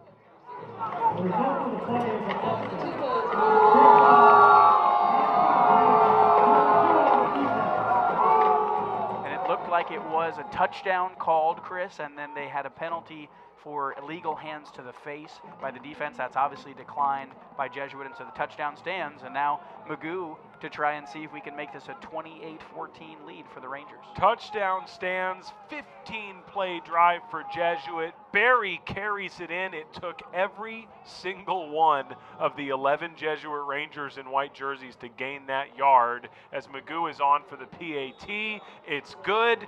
This is a robust scoring drive summary, Kevin. It's brought to you by Vanguard Auto Group. 15 plays, as you mentioned, 76 yards, 5 minutes and 48 seconds. That's Beck Berry on the 1-yard QB. I don't even know if you could call it a sneak because everybody knew it was coming, but the QB run, it's his 4th rushing touchdown of the year as he continues to lead all rushers for the Rangers. But I tell you what, Chris Ackles, on a night where Daquan Dunn has bedazzled from the Rams side of the field, I am really impressed with Ty DeBow, who has led this Ranger rushing attack tonight. That touchdown does not happen if Ty DeBow doesn't get hit 4 or 5 yards behind, that end zone line and then continue to push to get all the way down to the 1. I mean, that's a magnificent effort that sets up the touchdown there for Barry to punch in. A 15-yard drive for Jesuit. The Rangers scored on a 3-yard drive earlier in the game. Now a 15-yard drive. We are here late in the second quarter, and the Rangers have a 28-14 lead. Now, it looks like, Kevin, because of the penalty, Jesuit's going to be kicking the ball from the Berkner 45-yard line. I mentioned that penalty was declined because it's on a touchdown, a scoring play. The Rangers are able to enforce this on the kickoff, and so this looks pretty funny for them to be kicking off from inside Berkner territory. We'll see if Cooper Magoo can keep it short enough. Magoo's going to let the ball go, and the Rangers are going to try a little trick play on the kickoff, as it was Andres Van that actually came in and kicked it for kind of a surprise onside kick. It doesn't go Jesuit's way, so Berkner will have possession. Yeah, I like that effort. When the Rangers are already that close, your defense has done a good job so far tonight, so why not try something to see if you can catch Berkner off guard? But that's well covered that time by the Rams. And continuing to see Parsons active on that Rams side of the field, Chris, but he's not going in. I'm going to have to guess that he's out with injury tonight, even though he's suited up. And so Daquan Dunn back in at quarterback for the Rams. A huge game for playoff implications. Not only would a win clinch a playoff spot, it would clinch a home playoff game for whichever team wins this game. Berkner's going to run the ball. The Ranger defense gets to him quickly. He might have gotten back to the line. He may have lost a couple of yards on the play, but the clock will keep ticking, though we will have what looks like a pause for could be an injury. No, both players get up quickly. Go ahead, Chris. Yeah, if Berkner wins this game, they have a home playoff game. However, they share the stadium with Lake Highlands, and Lake Highlands would be the #1 seed in Division II. They would host it. I don't know if it would be a Thursday, Friday, or a Friday, Saturday type situation. Yeah, I didn't think about that. I mean, that's a problem you run into in Irving quite often because you got 3 teams sharing a stadium. But you bring up a good point. 2 teams sharing a stadium. In the regular season, they can schedule around each other, but in the playoffs, we'll see what happens. Hopefully we don't have that problem because if the Rangers win tonight, they will avoid that problem for Richardson ISD. Carried the ball up the middle. Ranger defense stopped again. We're going to have 3rd and long coming for the Rams because the Jesuit defense is stopping the run, Kevin. Love to see Parker Sherman in on the tackle that time, and he's fired up about it from that nose tackle position, getting back into the backfield and dropping the back for a loss. That's a big-time play, and now, as you mentioned, it's 3rd and longer than 10 for this Rams offense, who have struggled to throw the ball so far tonight, Chris, with Dunn in as we make our way to the 2-minute timeout. So I'd be interested to see if the Rangers will sag back a little bit here and just try to contain Dunn, who's been such a threat with his legs. 2 minutes remaining in the second quarter. The second quarter is brought to you by our title partner, Veritex Bank. Sharing a strong commitment to serving the community and making a difference in the lives of others. Learn about the shared values of Veritex Bank and Jesuit Dallas at veritexbank.com, member FDIC. Stay with us during halftime for the Right Legal Halftime Show. Life situations sometimes seem daunting and you don't know where to start, but the trusted group of professionals at Right Legal specialize in helping all matters relating to estate, probate, business, and tax issues. It's the Right Legal Halftime Show. Kevin, it's going to be a good one. Yeah, we're looking forward to a conversation with Father John. Both you and I, Chris, very familiar with Jesuits, not just Jesuit schools, but Jesuit priests, Jesuit men in formation through our time at a number of different Jesuit institutions between the two of us. So I think this will be a fun one. He's a good guy. He's got a little bit of a Boston accent, I think. He's up from that Connecticut area, so we won't give him too hard of a time for that. He's spent enough time in Texas and in the South as a member of the Central Southern Province. So, but looking forward to our conversation with Father John Poles. I'm just glad he found the press box because it's a little bit challenging to figure out where to go. 3rd down, 11 yards to go. The Rams with the ball and another Ranger sack. 3 consecutive plays. The Ranger defense stops them behind the line. And again, Dunn just doesn't have anywhere to go with that ball down the field. So it looks like, is it a timeout called? Yeah, timeout by the Rangers to make sure that this clock doesn't wind down. They want a chance to get the ball back and see if we can put some more points on the board, Chris Ackles. But love the way this defense has responded now after the first couple of big plays. They are containing Daquan Dunn, and that time it's a sack for the Rangers to force a 4th and long, and this is obviously going to be a punt situation for the Rams. And now we hope to see if this Ranger offense can come back and put more points on the board. Chris Martinez, we did not receive the kickoff, right? So we will receive the kickoff in the second half. Correct. Jesuit does get the ball in the second half. We talked about it last week, that middle 8.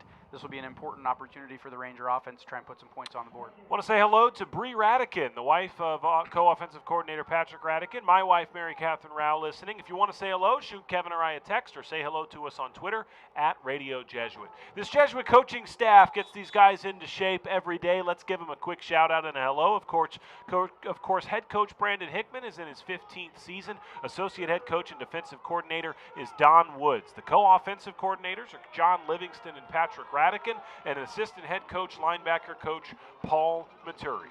Equipment is Charlie DeLong. Outside linebackers David Ferris. The wide receivers coach is Charles Hinton.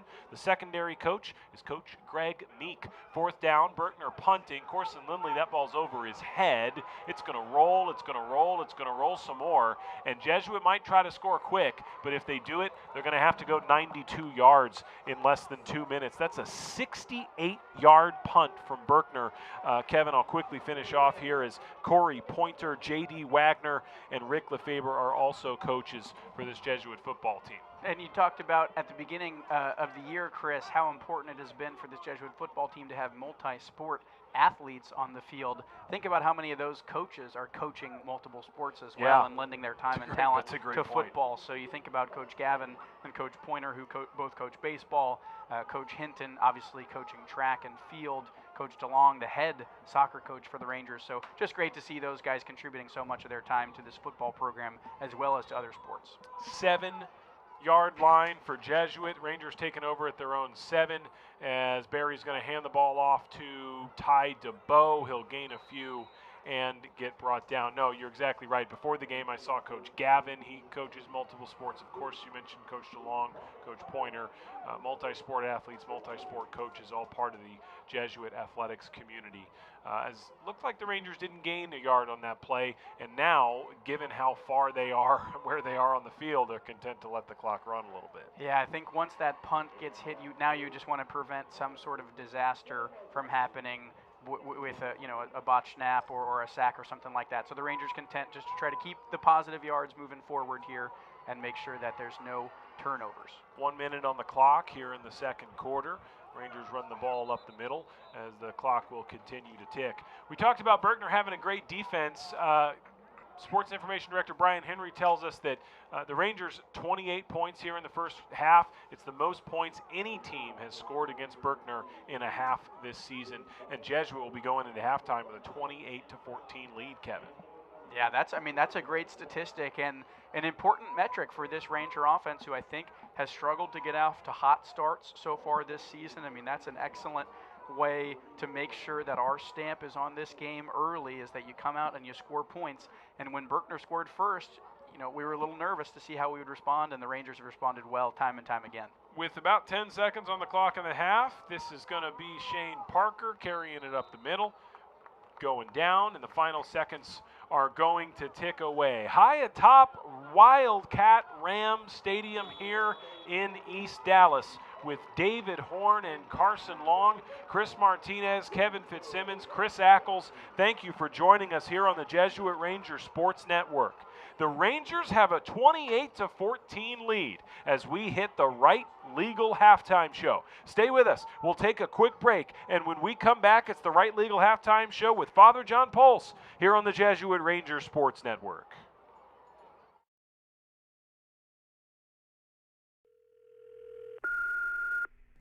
Hey Mom and Dad, I'm calling because I wanted to tell you about this all-boys Catholic school here in Dallas. They have so many different classes, even AP and dual credit ones, and over 100 clubs and sports I can participate in. There's also a huge focus on faith and service, which I'm really interested in. Gosh, there's so much more. They have an open house on November 16th to learn about it. If we go check it out, I really want to. Oh yeah, I'm so excited I almost forgot. The school's name is Jesuit Dallas. Love you. Bye. With all of the classes, clubs, and activities here, the possibilities are endless. I honestly don't know of anywhere else where I could be an innovator, an athlete, and a leader while pursuing rigorous academics and forming lifelong friendships. There's truly something for everyone.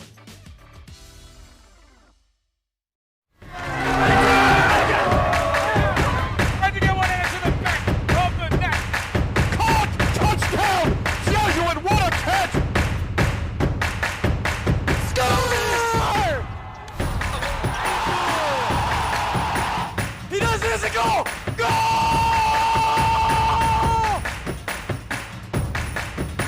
And the Rangers win the game! Every game is filled with moments that matter, ones you will never forget. At cliprip.com, we make it easy to relive those moments again and again. Browse and download your favorite plays from game broadcast by Tradio instantly. Whether you are a player building a reel, a parent capturing memories, or a fan playing that perfect drive, your moment is ready to clip and rip. Clip the moment, rip the highlight. Visit cliprip.com today.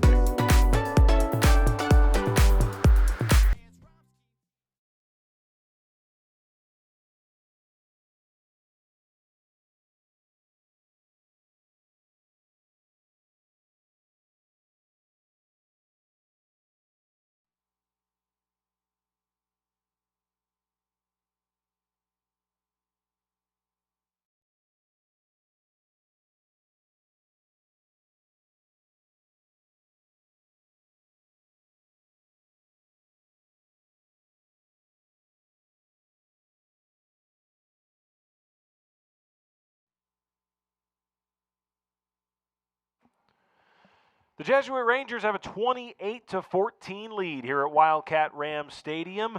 The Jesuit 28 and Berkner 14. Thanks for watching Ranger Football Night on the Jesuit Ranger Sports Network, along with Chris Martinez and Kevin Fitzsimmons. I'm Chris Ackles with major support from David Horn, our producer, and Carson Long, our Jesuit senior, who's tweeting for us tonight. Kevin, we are thrilled to join at halftime. Father John Pulse is with us, and I'll let you introduce him. But before you do, I want to let folks know our halftime partner is Right Legal PLLC. Life situations sometimes seem daunting and you don't know where to start, but the trusted group of professionals at Right Legal specialize in helping in all matters relating to estate, probate, business, and tax issues. Right Legal, our halftime show partner. Yep, and thanks to Right Legal, as you mentioned, we're joined here in the booth by Father John Pulse, who's looking great. We already mentioned in the sleeveless hoodie with the cross and shield logo on it. Again, no camera here in the booth, so sorry to you folks. But Father John serves as the Vice President of Mission at Jesuit Dallas. Is that right? And we'll talk to you more about what that all entails. But welcome, Father John, to the broadcast. It's great to be with you guys. Yeah, appreciate you, gentlemen, having me on, and I'm looking forward to it. Father John, this is your, correct me if I'm wrong, your second year at Jesuit. You're correct. This Jesuit. That's right. Before this, you were in New Orleans. Correct. Before that, you were in Houston. So you've seen all the high schools, at least in this region of the province. Correct. What have you liked about Jesuit Dallas so far? Oh, my goodness. I have loved my time at Jesuit Dallas. You're correct about that history of where I've worked. One of the things that I love about being at the school, I'm going to start with the spiritual thing, not just because I'm a priest, because it's so impressive. The junior cross mass. I've never been at another school that did that. A lot of schools emphasize the ring, the class ring, and the cross mass is just something really unique. And the ceremony that it takes place around Holy Week of April, and then I've quizzed 5 alums so far. A couple were at Notre Dame, a couple, and if I meet a Jesuit Dallas alum, I'll say, hey, you got your cross on? And so far, Jesuit Dallas is 5 for 5 for the alums. He's looking at with us. the cross on. And I'm not going to ask you guys because we're on broadcast right now, but I'm 5 for 5 right now. So it shows that what means something very powerfully as a junior carries on much later at their time. Hey, he's looking at the two of us. I wear a cross, but it's not my Jesuit cross. We'll count it. We'll come back to that. Yeah. So anyway, that's one of the things that's really, and then of course hospitality. I mean, the community, the families, the kids have been really welcoming, and they have a lot of passion for the school, for their academics, for their sports, for service, having hearts for others. So it's been a great year and a half. I look forward to hopefully many years more. You were born and raised in Connecticut, I believe. Correct. We spoke a bit earlier about how you're a Boston sports fan, Red Sox and Patriots and Bruins and That's right. Celtics. This is a two-layered question. The bigger one is talk to us about your Jesuit vocation and when you entered the Jesuits and what drove you, to feel that call. The second question to that is how did you end up in the Central and Southern Province? So sorry for asking 2 questions at once, but I'm curious about that. Oh, I love it. And I showed up right after the Celtics had their big win. And so it was a little awkward entrance into the community because the young men were a little sad. And I said, guys, I'm super stoked to be here, sports-wise. So in terms of going all the way back, what took me to Texas for the first time was the University of Dallas. Huh. So shout out to the Crusaders down the road Yep. from the stadium. And they gave me the most money to come down here. And they also have a Rome program. So when I was a freshman coming out of Connecticut, I was really, I love the program they have, love the Rome program, love the academics. Well, when I graduated 4 years after I had attended college in 2005, so 2009 when I graduated, the Rome program hired me to be an RA, which is the first ever Jesuit I met who was the chaplain for the Rome program, Father David Brown. And he is a astrophysicist. Wow. I did not make that up. He's an astrophysicist. The Vatican actually has a number of priests that work in the Vatican and study space, and that's my first encounter to the Jesuits was a chaplain for the University of Dallas Rome program back in 2009, and he was a New Orleans province Jesuit before the UCS province was created. And so my first encounter, my first Jesuit spiritual director, and through my 2-year friendship with him, kind of heard the Lord moving in my heart to join likewise. And it was funny when I called him, I said, Father Brown, I think I want to do what you do. And he said, you want to become a physicist? And I said, no, certainly not. I want to become a Jesuit priest. And so he helped me fill out the paperwork, get that process started. And the rest is history. I ended up in Grand Coteau, Louisiana, and just after that, and here I am. Father John, a history major, I think, so physics would have been quite the jump. It would have been quite the jump, Father, yes. Father Brown would have had that kind of impact on you. He would have had to be my personal tutor, Yeah. not only my spiritual director, to get me through the astrophysics courses. So That's right, that's right. I'm glad I went a different route on that. Well, Father John, we mentioned your title as VP of Mission. For the folks who are listening at home, tell us a little bit about what that entails, what that means, and especially for you coming into Jesuit Dallas last year, there was a little bit of a gap where there was full-time Jesuit priests who were at Jesuit Dallas every day. I know folks were still serving the community, but now you are there full-time in your role. So what does your role entail, and what's it been like to kind of reestablish that connection as a full-time Jesuit in the school every day with the boys? Yeah, no, great question. A handful of years ago, the school tried to bring together 3 different offices under one office. So the campus ministry office, the service office, and then the global citizenship office. And they put all of those 3 under what they call the mission and identity or mission and ministry offices. And then they made a position for the vice president of mission identity. And so that's my role. And so I oversee those kind of 3 wings of school. And I advise Principal Garrison and President Ursing on both those offices, how they're doing. We do have some student-facing programming. We have some parent-facing programming. We have some alumni-facing programming. And then other things, other duties as assigned. So being a Jesuit priest, we have masses. I like to help out the community on the weekends. Sometimes I'll go over to the Ursuline community and help out there for sacramental ministry. So there's 2 full-time priests at the school, myself and Father Paul Deutsch. I think it's his 3rd time back here at Jesuit Dallas. And then we have a scholastic Richard Joubert. So there's 3 of us full-time, and then a couple Jesuit priests in the house that have full-time jobs outside the school, but work sacramentally 1 or 2 days a week. So, yeah, it's been a blessing. I was not here when some of those numbers had dipped, so I only know the 3 to 5 guys who are here, and kind of the presence is really a delight. And so I'm grateful to be here. I feel like there's just a lot of energy at school from the students, the faculty, the Jesuits. Yeah, I feel like it's a blessed time in the history of the school. Yeah, that's great. And Chris and I know well just how important it is, I think, for the guys at the school to have relationship with Jesuits while they're there. So great to hear that those numbers are back up and that there's a number of different guys who are able to serve the community Yeah, it's great. in a number of different ways.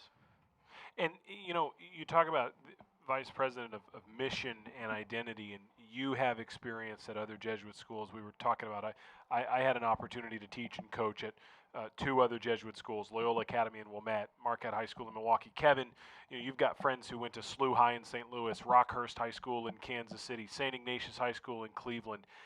What's so fascinating to me was actually Kevin's dad, Jack, ran the Alumni Service Corps program at Jesuit Dallas. And when I was a senior in college, went back and talked to him and said, what do you think? And he kind of encouraged me to branch out and look at some other Jesuit high schools. Mm-hmm. And part of the reason I think that he did that, and I think there was so much wisdom in that, is I remember getting to Marquette High, and you walk in the building and you get to know the community, and you realize, wait a minute, like, it's not that I was in love with Jesuit, it's not that I was in love with the building or 12345 Inwood Road. It's the mission. It's the cura personalis. It's the care for the whole person. It's the Ignatian pedagogical paradigm. It's the way that the Jesuits believe in educating the whole person. And so for you now coming into Jesuit Dallas, having that experience, that's part of your responsibility now, is to ensure that we're aligned in those key fundamental areas. Yeah, that's correct. Yeah, that's one of the things that I try and focus on. It's one of the things I think a lot about. It's one of the things that I bring to meetings as we get kind of the different wings of school together to, you know, plan or brainstorm or debrief. It's an honor to do that, and then to be inspired by the men and women I work alongside. You know, to your point that we don't just join a building or an address. Just a few days ago up at Jesuit Retreat House in Montserrat, there was a gathering of Jesuit schools from around the country to talk about the Kairos Retreat.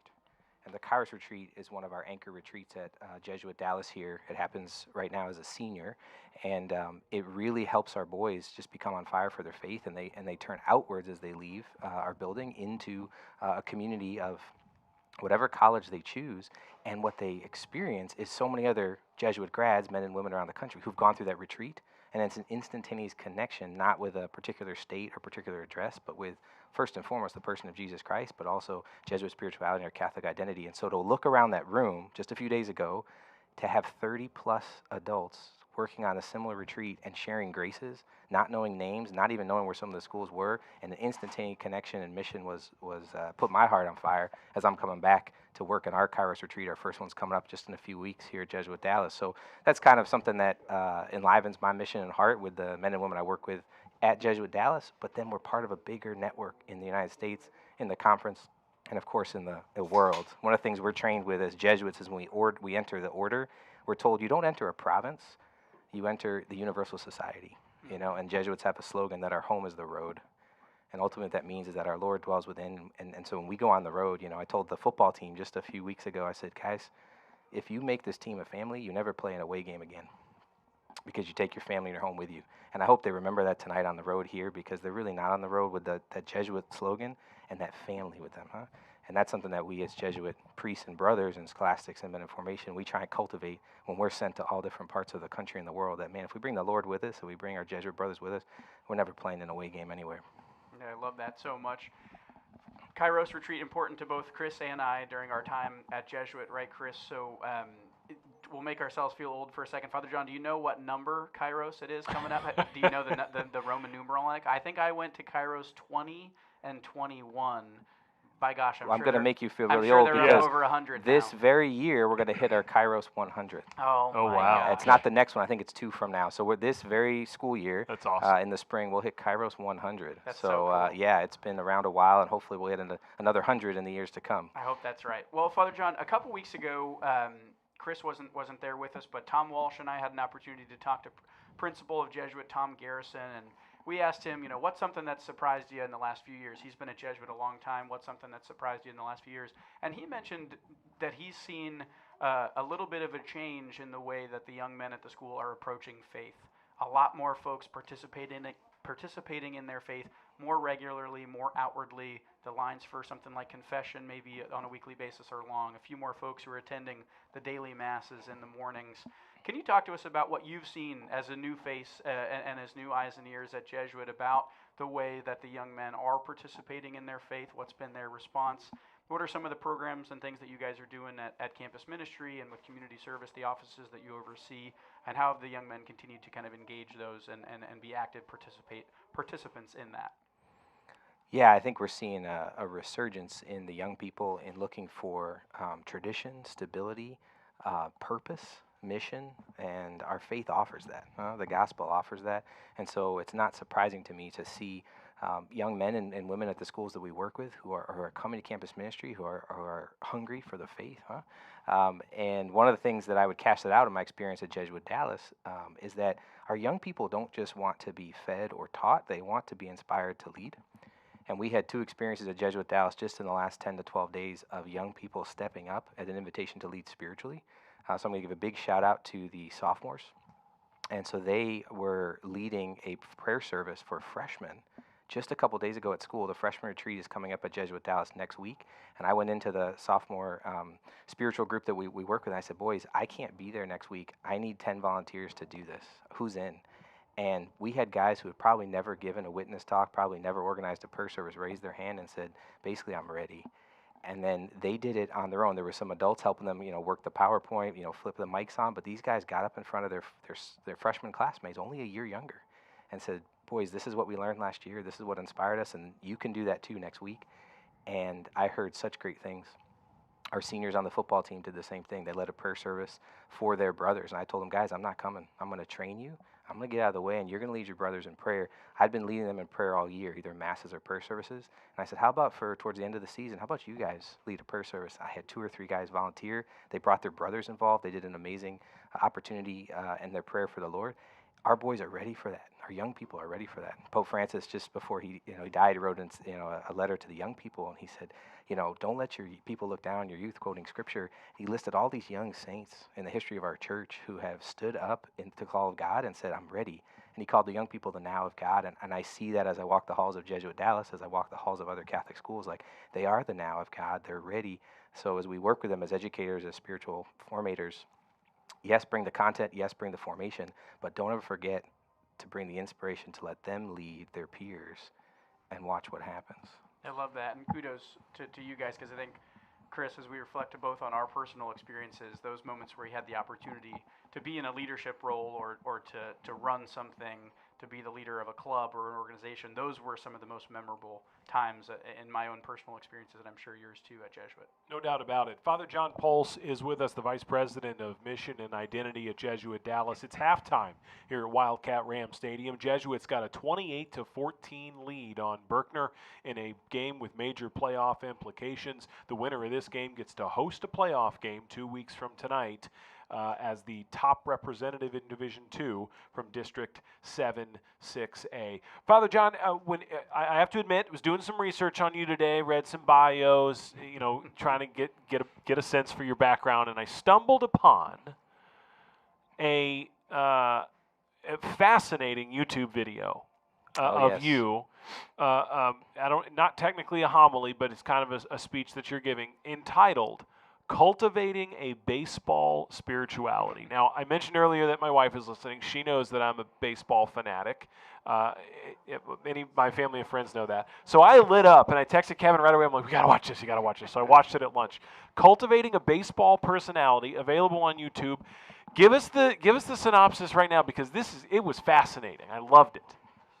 Yeah, that was for a spiritual talk in another state, and they asked me to go on and share something with parents and alums, and they gave me a couple weeks to do it. It was kind of a cold call, and baseball is a sport that's something very deep in my heart, both as a player and a coach. And I always had the intuition that my love of God and my love of sports and how to bring them together, there's lots of people in the sports and faith world that do that.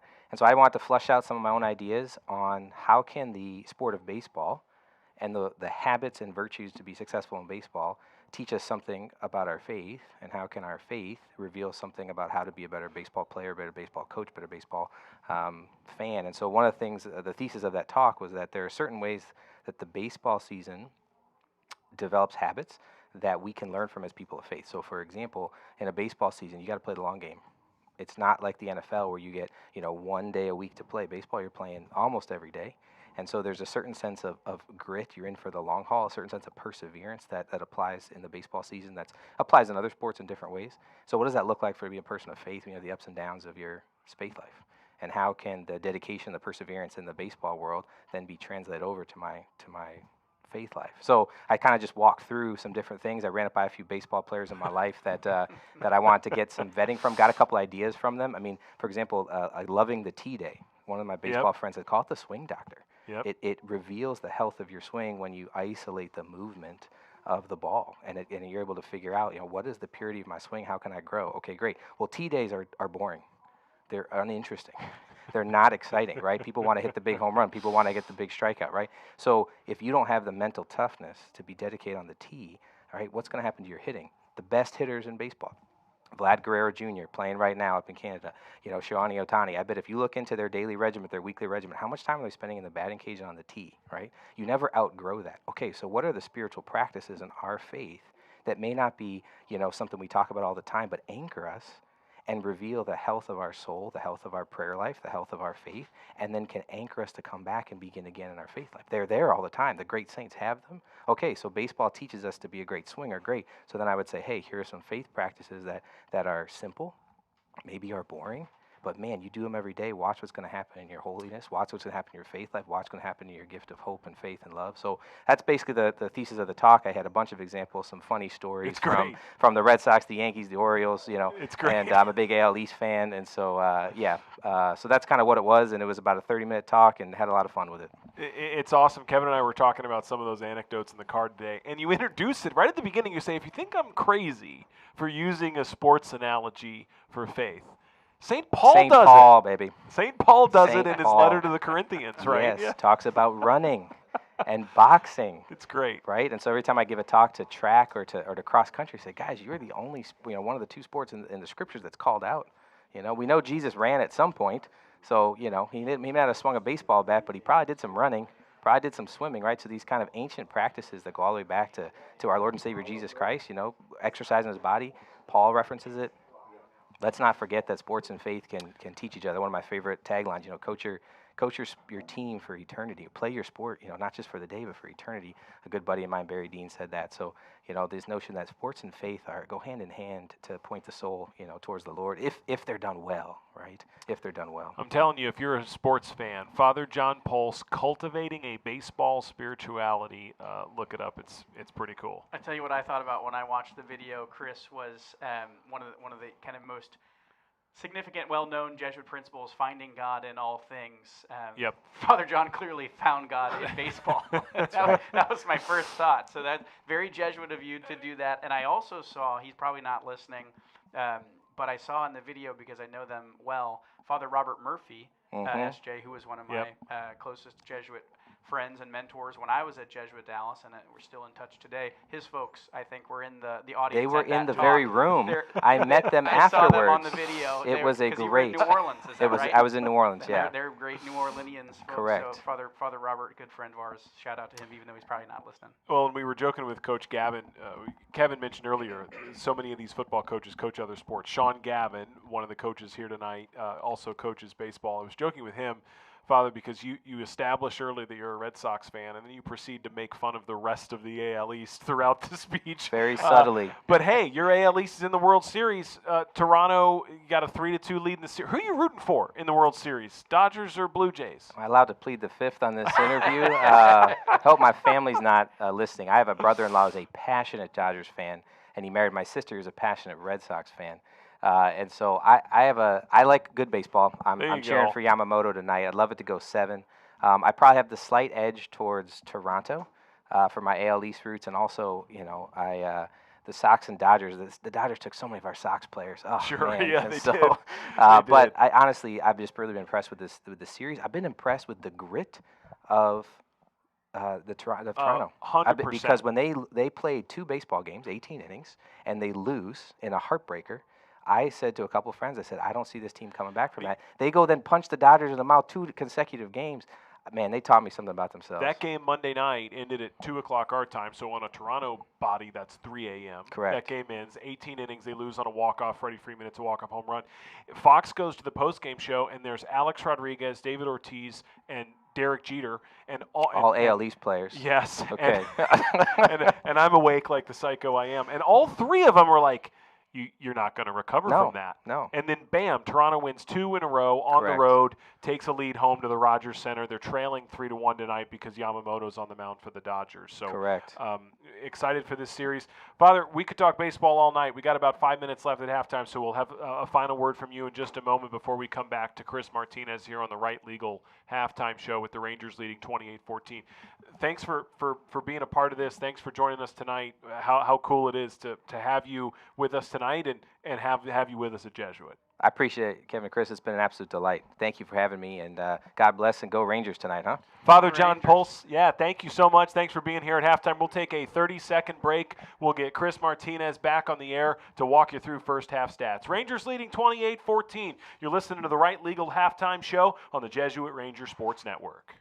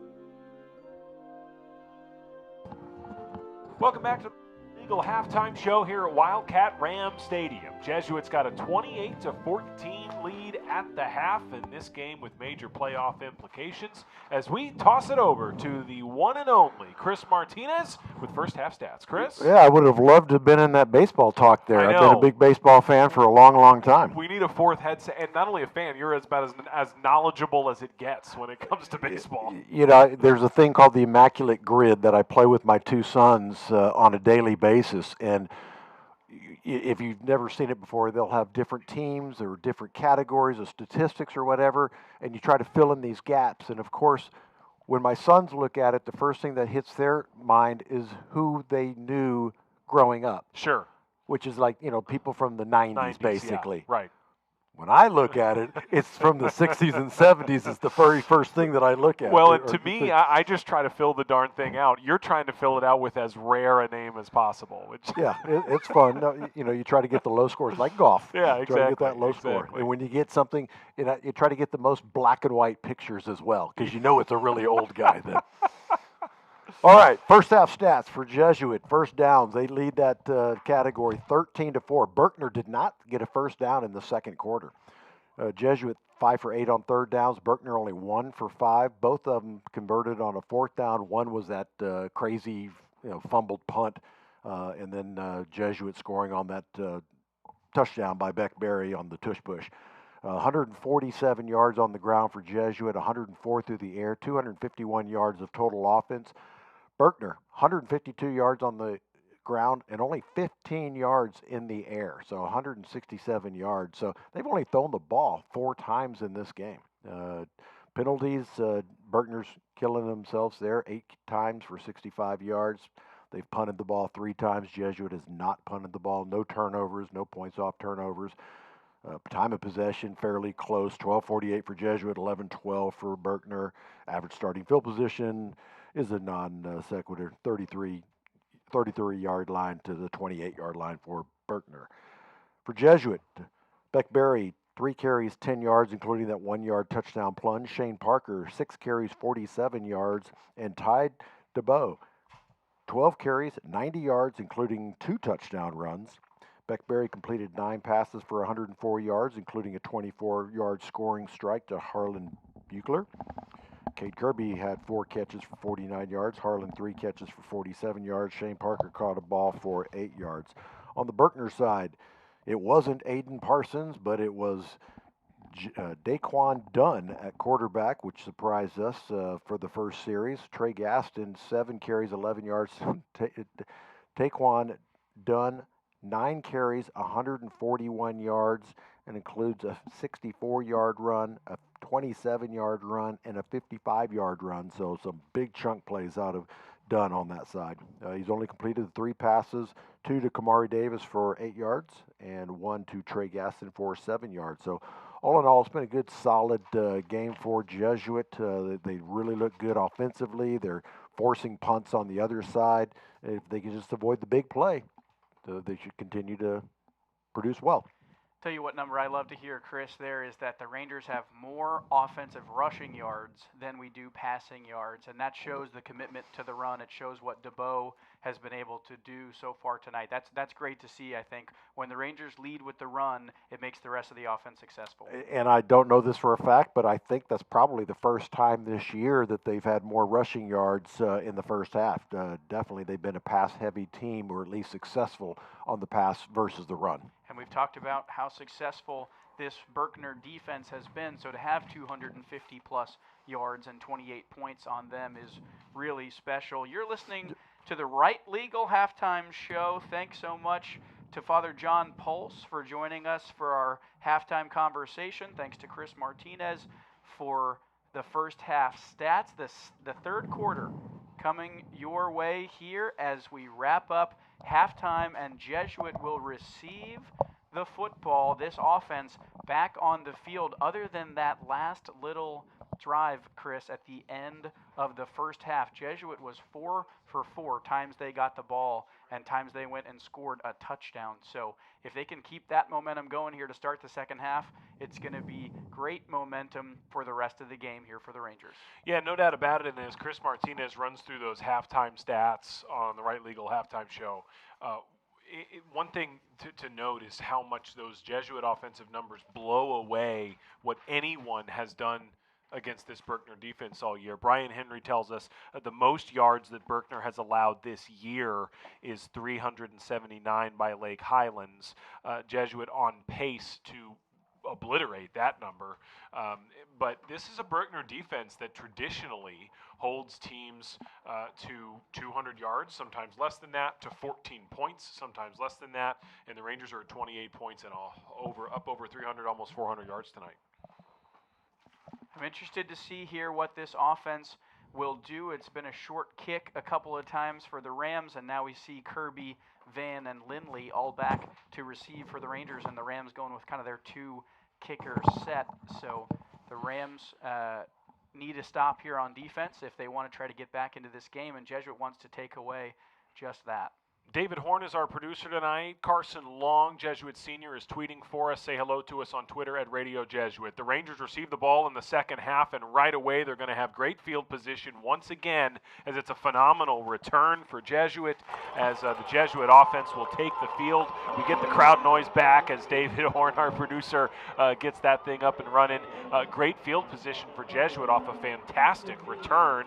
I think it was that Andres Van? It was, and that's his best return of the year so far that I've seen, Chris. Love to see him explode. As soon as he caught the ball, sometimes as a return man, you can go a little bit too much to the right or to the left, going side to side. That time he was north-south, up and down as soon as he got the ball.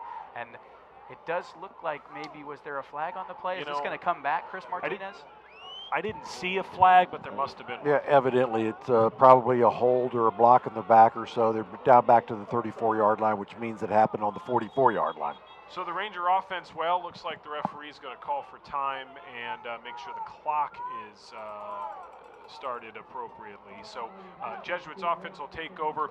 The third quarter is brought to you by Complete Land Sculptures, creating beautiful outdoor spaces for more than 40 years. From initial design, construction of pools and structures, planning, installation, to year-round maintenance, Complete Land Sculpture is proud to keep North Texas looking its best. We're honored to be longtime supporters of Jesuit athletics in the Jesuit community. Contact Complete Land Sculptures at 214-949-4689 for all your landscaping needs, and thank you to the officials for slowing down for us so I can get that read in. We're going to have lots of time here. happening? It looks like it. And not just a clock issue, as we see they're messing with the chains over on the side, I believe, trying to make sure that the chain gang is set up and ready to go. They are not down by where the ball is right now, and there's a number of officials and a few Jesuit coaches who are talking about something there right at about midfield on the Ranger sideline. You know, obviously the NFL has kind of moved beyond the chain gang, and even before they did, they were using kind of a modified string. If that's an old school chain and it gets tangled, it's no longer accurate. That's exactly what they're doing over there. Yeah. They're trying to untangle it. It's kind of like when I try to untangle my wife's jewelry around her neck. It just all garbled in there. That's what they're doing, I think. They're trying to untangle the chains as we're still old school down there at Wildcat Ram Stadium. Jesuits got a 28-14 lead as we begin the third quarter here at Wildcat Ram. Kevin, we opened the broadcast by talking about the playoff implications of this game. It's a big one tonight. Yeah, this is an important game. As Chris Martinez mentioned at the top of the broadcast, whoever wins this game does clinch a berth into the playoffs no matter what happens next week. So that's important. As you think about for the Rangers, you always want to control your destiny, right? Win and get in. This is a win and get in scenario for either team tonight. So hopefully we'll have that success on the Ranger side. But no matter what happens in this game, there is important playoff implications for seeding as well, as we talked about at the top of the broadcast with the different levels in District 6A, District 7, size 6A in Texas UIL football. There is important implications for this. If the Rangers were to win tonight, then that would mean that we would be the first seed in that lower level of 6A playoffs, and that's an important statistic because it means that you would host a home playoff game in the first week. I want to say hello to Finn McLaughlin, listening live in Chicago. Finn says hello, and you can say hello to us. Text Kevin, text myself, or tweet us at Radio Jesuit.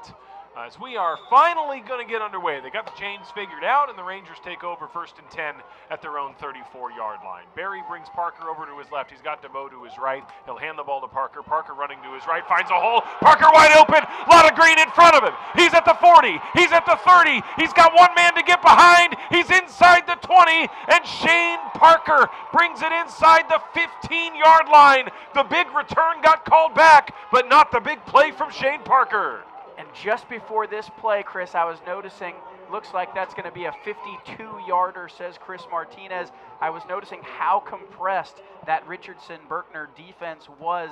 They did not have anybody more than 8 yards off the line of scrimmage, and what that means is as soon as Shane Parker broke into the second level, he had plenty of room to run. Plenty of room, and he took advantage of it. 1st and 10 Jesuit at the Berkner 14-yard line. Barry hands the ball to DeBoe this time. DeBoe gets back to the line of scrimmage and runs into a handful of black jerseys. A big play for the Jesuit offense. We talked about the defense defending against the big play, but the offense has had quite a few of them themselves.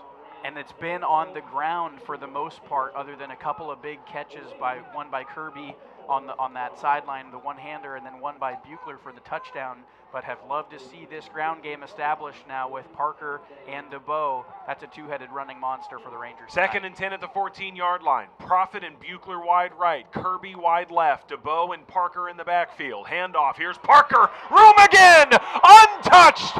Shane Parker into the end zone. Jesuit extends the lead. And it's his running mate, Ty DeBow, who springs in with the block that time, Chris. We've been in that two running back set a lot tonight where you have Parker on one side, DeBow on the other, and whichever way they go, one can act as the lead blocker for the other. It's a great block that time, a kick-out block from DeBow. Parker follows his backside, and then, as you mentioned, untouched into the end zone. I wonder if Shane Parker is as surprised as we are. Seems like he touches the ball and the field just opens up for him, and he takes off. Cooper Magoo is on for the PAT. It is good for the 5th time tonight, and Jesuits got a 35-14 lead just over a minute into the third quarter. Exactly what you want from this Ranger offense, Chris. You're up 14 points. You go into a long halftime. There's the weird delay there with the chains at the beginning of the third quarter after the return from the kickoff to punch the ball into the end zone and to go up now 21 points. Significant for the Rangers as we look at what the rest of this game means and trying to put this out of reach for the Berkner Rams. In the very first drive of the game for the Jesuit offense, they scored on 3 plays in a minute and 17 seconds. Here we are in the second half, and in Jesuit's first drive of the second half, 3 plays, a minute and 25 seconds, 66 yards as Parker scores on a 14-yard touchdown run. And that scoring drive summary, as all the others, brought to you by Vanguard Auto Group. Visit vanguardautogroup.com. Jesuit extends its lead to 35-14. The kickoff from Magoo goes into the end zone. Big plays at big moments for the Rangers. Well, and we talked about it right at the end of halftime with Chris Martinez. This Ranger rushing attack had over 150 yards. Is that right, Chris? In the first half, and so now with the big run by Parker, 2 big runs by Parker, the second for the touchdown, this Ranger rushing attack is over 200 yards on the ground, Chris Ackles, and we have 10:35 left to play in the third quarter, so that's important. And what was Coach Hickman's first key to the game? Establish the run. Coach, job well done. Team, job well executed. Let's do it again now on the defensive side of the ball, because one of the other keys was stop the big play. Yeah, and still a lot of football to play. The Rangers had a 14-point lead last week in the fourth quarter against Richardson, and we've seen these offenses really make plays happen, but they won't do it this time. Not when the Rangers' Simon McGoldrick gets to him behind the line of scrimmage. You know, something that happens sometimes, Chris, when a game starts to go well for you is you see the effort of all the different guys increase. McGoldrick that time probably doesn't have the speed on the outside to stay with Gaston, but a little extra effort, a dive and a shoestring tackle that time, that's a great play to make a tackle in the backfield by McGoldrick. And that effort, I think, from the Rangers needs to stay if they want to continue to push the envelope here on the game and stay up 21 points. Second down, 12 to go. Rams at their own 23-yard line. It looked like Dunn was going to keep it himself. Instead, he tries to toss it over to Cord Foreman. It hit Foreman in the hands. It fell incomplete. Third down, very long coming. Yeah, and I was a little nervous that time. It looked like Dunn had open space, and he's been dangerous in those kind of situations all night. He elects to throw it, and thankfully it's dropped by the Berkner wide receiver. That time, I believe it was number 1, Corday Foreman.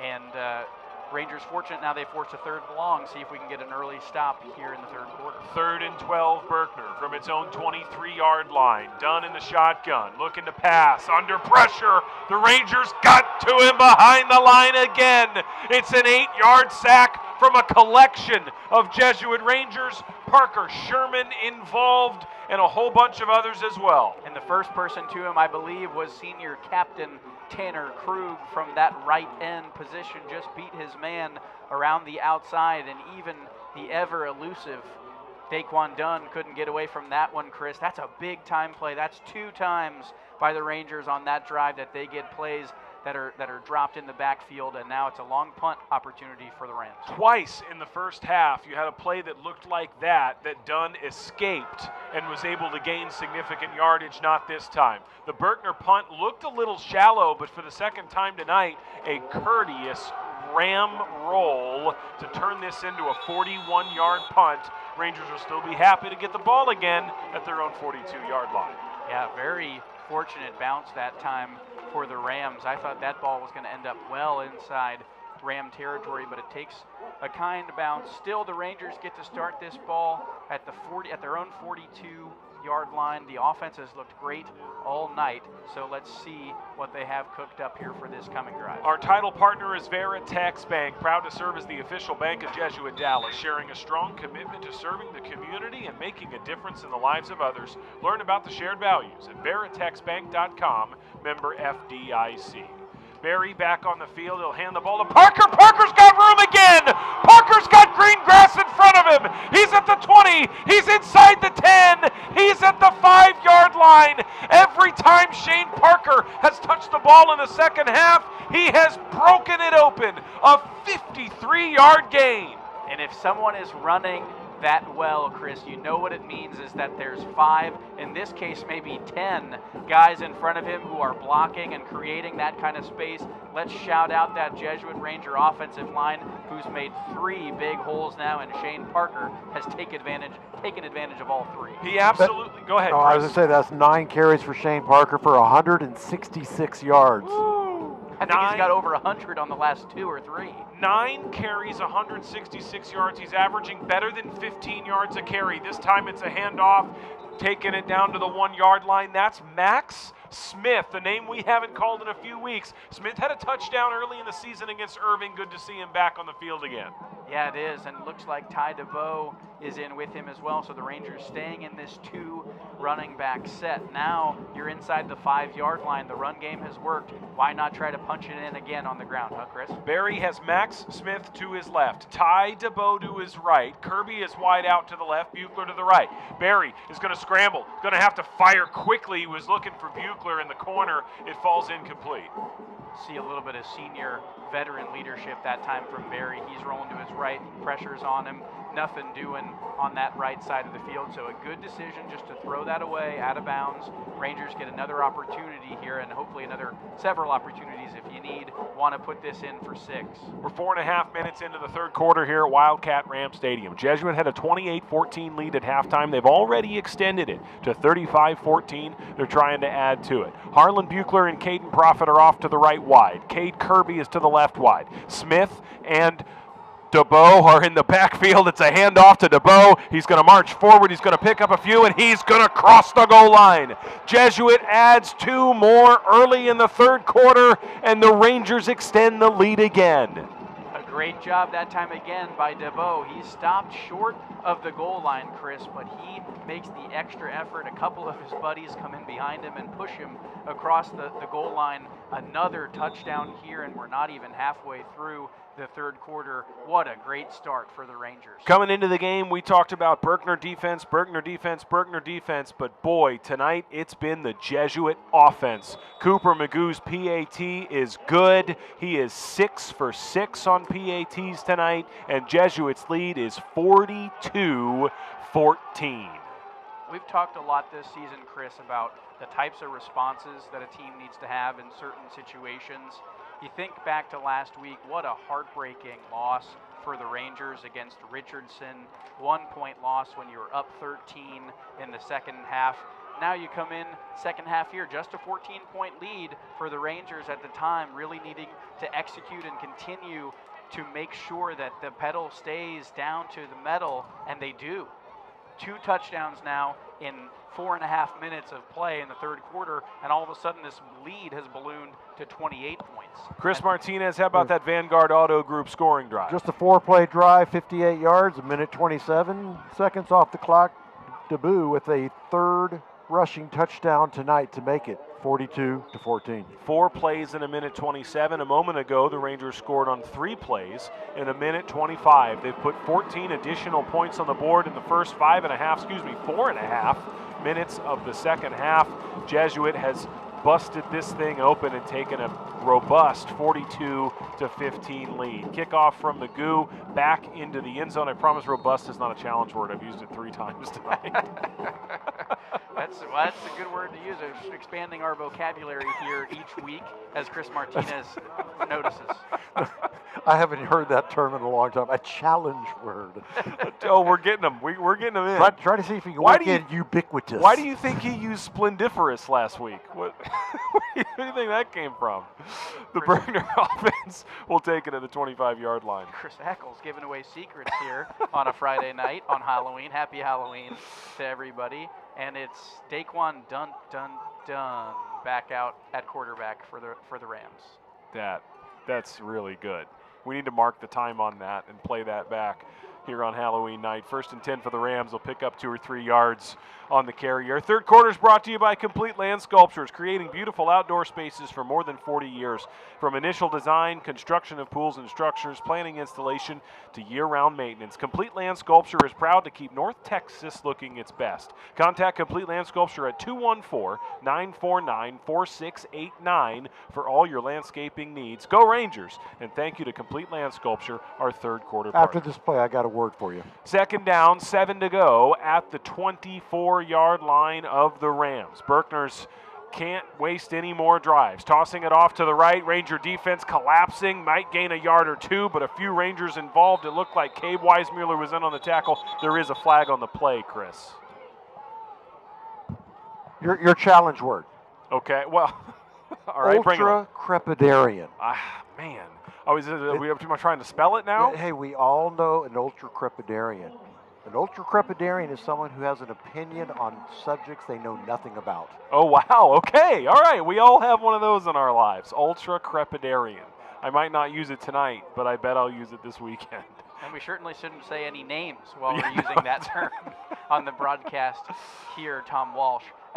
So great to see a penalty moving backwards for the Rams that time. Couldn't see what the penalty was. Was it a hold, Chris Ackles? I believe so, because it remains 2nd down. It'll be 2nd and 17. Berkner has really been bitten by the penalty bug all season long, and it's hit them particularly hard tonight. Dunn in the shotgun on 2nd and long. It was nearly picked off. It just bounced off the hands of the receiver, number 11, Robert Burns. Jesuit almost got to it for another turnover. And even though he doesn't touch the ball that time, I don't think, Cole Wambacher still makes a play on that ball that affects the catch from the Rams. That's a nice throw by Daquan Dunn, who hasn't thrown it too many times tonight, but if the Rams are going to try to get back into this one, Chris, they're going to need to air it out. Berkner once again finds itself deep in its own territory. 3rd down, 17 to go from its own 18-yard line.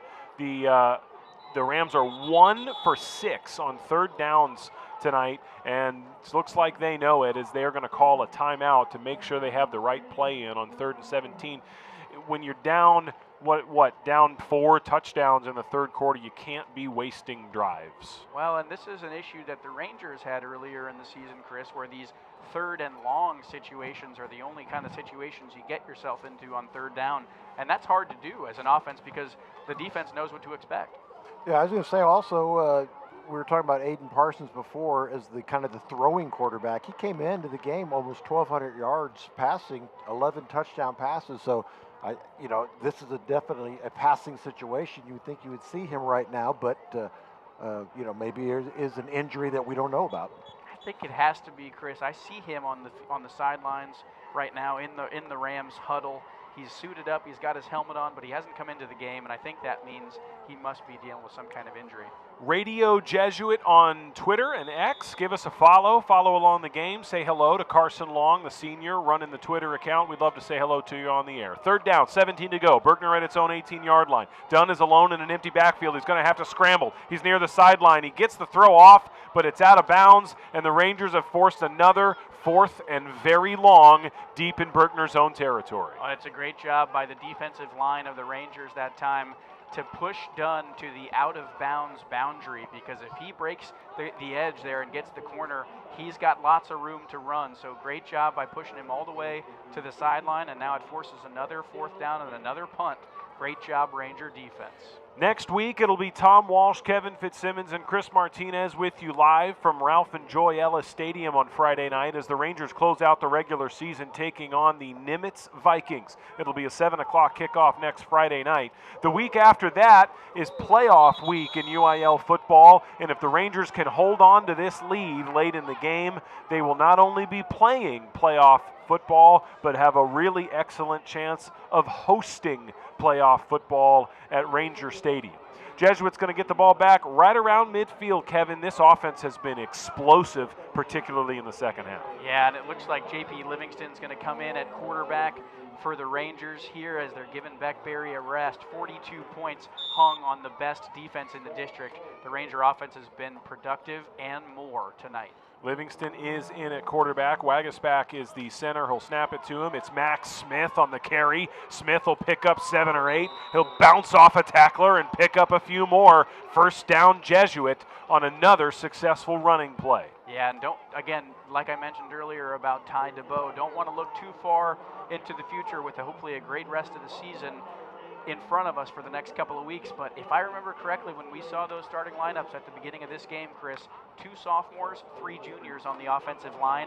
Next year, these guys look to be very, very difficult to contend with from the offensive line. One of those sophomores is left tackle Ben Bumgardner. He's had a great game tonight as Meyer takes a handoff and gets back to the line of scrimmage. We want to make sure to give these guys their due. Eric Landis is a junior. He's having a great night out there as well. We mentioned Wagasback at center for Jesuit. Wesley Lancaster in the game now, a senior offensive lineman. These guys have been blocking really well all night tonight, and when you look at those rushing stats that you mentioned, they're a huge part of it. Absolutely, and credit to those guys, credit to this coaching staff who's gotten them ready to go, especially with a couple of big injuries on the offensive line. So in football, it's very often next man up, right? When somebody gets injured, it's the next man's job to take his place and do that work, and they've done a great job, as Coach Hickman here is going to call a timeout as the play clock was winding down on the Rangers. Yeah, J.P. Livingston looked over to the sideline. Rangers got a timeout. Barnaby Cox has had a really great night on the offensive line. We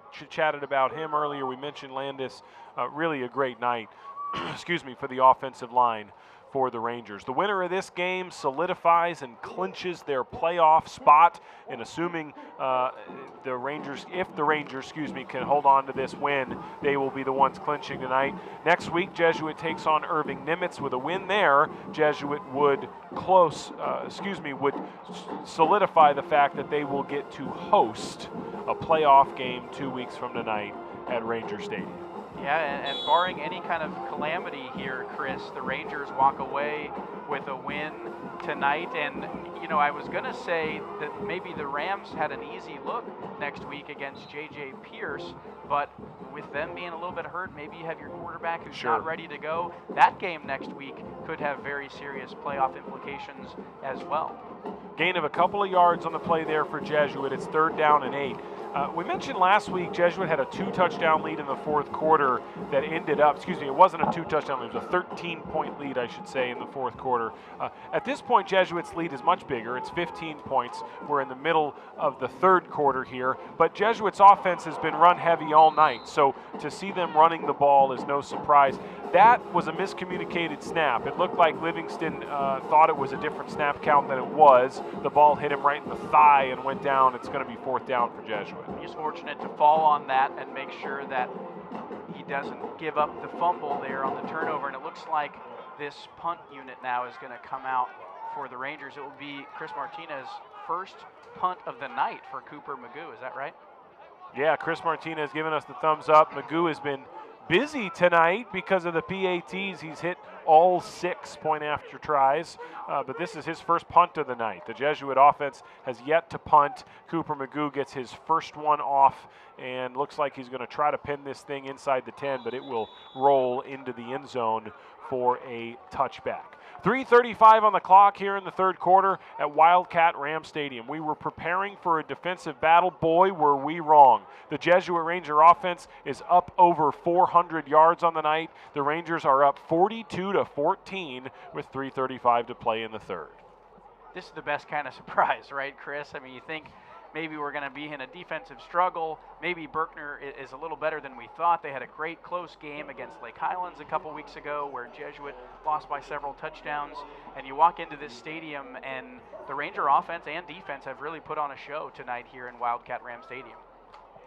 Daquan Dunn back in shotgun formation for the Rams. Berkner is up against it. They're going to have to score quickly and often. They'll start with a handoff, and the Jesuit defense is not going to let him get very far. As that was Joe Norman who got to him first. He got some help from a few other Rangers, including Cole Johnson. Gain of a yard, 2nd and 9. the defense has contained the run very well tonight, other than a couple of big plays from Daquan Dunn, and even those seemed like broken plays on an occasion. So really impressed with how this Ranger defensive front has kept the ground game in front of them, and then we know that Dunn is not an experienced passer, so nothing doing on the game through the air for the Rams as well. We haven't called a lot of names in the Jesuit secondary tonight, like Andres Van is back there, Jack Beret is back there, so we're going to have another tackle for a loss. I see Ben Phillips back there, but the secondary has done a really, really great job, even against an offense that is largely running. And a number of these sacks for Jesuit are really secondary sacks. They are covered well down the field. As you see, Jackson Gare was the linebacker that time in the backfield making the tackle for the Rangers. But you're exactly right, Chris. This secondary has done such a good job containing the field down deep that our linebackers and our linemen are able to get to the quarterback, again, even being as quick as he is back there as Dunn. Rory Sullivan, Dean Gifford, a couple of juniors in on the defensive front for Jesuit. 3rd down, 12 to go. Berkner deep in its own territory. Dunn is back. He's got a lot of time. Moving to his right. He's going to put the ball in the air, and it's going to be incomplete. Flag on the play. A couple of Jesuit defenders were there, and it looked like they might have made just a little bit too much contact. Yeah, Beret and Weissmuller that time in the area for the Rangers. This is definitely going to be a pass interference call on the defense. Really just unfortunate that time. Dunn doesn't know what to do at quarterback. He throws that ball up kind of no man's land. The Ranger defense got turned around a little bit and bumped into the receiver, unfortunately. But that time I thought we were going to have an opportunity at an interception maybe. This time it's a penalty on the Rangers. Unfortunate for the Rams, they'll get the first down. Yeah, this is the first down for Berkner since the first quarter. Oh my gosh. Wow. I mean, we talked about Jesuits offense having a great night. How about that for the Jesuit defense? Really impressive. It's been almost an entire half of football since Berkner had a first down. Dunn fires off to the left. He's got a good arm, and that's going to be complete for a gain of about 6 yards for the Rams, as I believe it was complete to number 1, Corday Foreman. And Berkner gets some positive yardage on first down, 2nd and a long 4 coming. Yeah, that looked nice. Like you said, Dunn's got the arm. He threw it downfield there just a moment ago as well. So we'll see if the Rams can air it out a little bit here, Chris. Try to make something of this last 13 minutes and 30 seconds of football. Dunn in the gun, looking. He's got wheels. He's going to try to use them. Off to the right side. He doesn't have a blocker over there, and he will go down. Jackson Gare is going to get credited for the tackle. Gain of a yard. 3rd and 3 coming. Jesuits defense keeping the pressure on. Yeah, that's a smart decision that time by Daquan Dunn, who sees nothing but white jerseys in front of him as he's trying to break out. He'll just slide and go to the ground rather than taking another hit. He's been active all night. We've mentioned both sides of the ball, on offense, on defense. I'm sure he's tired at this point. He's taken a lot of hits at the quarterback position, so credit to him. He's played his heart out tonight. He's really had a great game. DeMonte Nelson is back there with him in the backfield. 3rd down, 3 to go for the Rams at their own 40-yard line. Here's Dunn looking to throw, now looking to run. Got to get by a few guys, and he's not going to be able to do it. The Rangers collapse on him. Joe Norman was involved. Simon McGoldrick involved. Rams come up short in their own territory again. Yeah, from a defensive strategy perspective, I think the Rangers have really dialed in their approach now to focus not 1, not 2 sometimes, but maybe even 3 quarterback spies on Daquan Dunn when he's in the game and starts to break out of the pocket and run, whereas he had some room in the first quarter, Chris. He has had nothing since then. The last play of the 3rd quarter will be a punt from the Berkner Rams, but the snap goes well over the head of the punter. He's going to grab it. He's going to do everything he can to get it away. He does get it away, but it goes right into Andres Van's hands, and Van returns it to the 22-yard line. A wacky play in Texas high school football to end the 3rd quarter, Chris. That punt was a -3 yards. There is a flag on the play, so we'll see how that might impact the final implication of the punt. The snap itself was about -30 yards. Looks like the flag is actually going to be against Jesuit here, so we'll see what the resulting field position will be when we begin the 4th. Yeah, let's see how they explain this, Chris.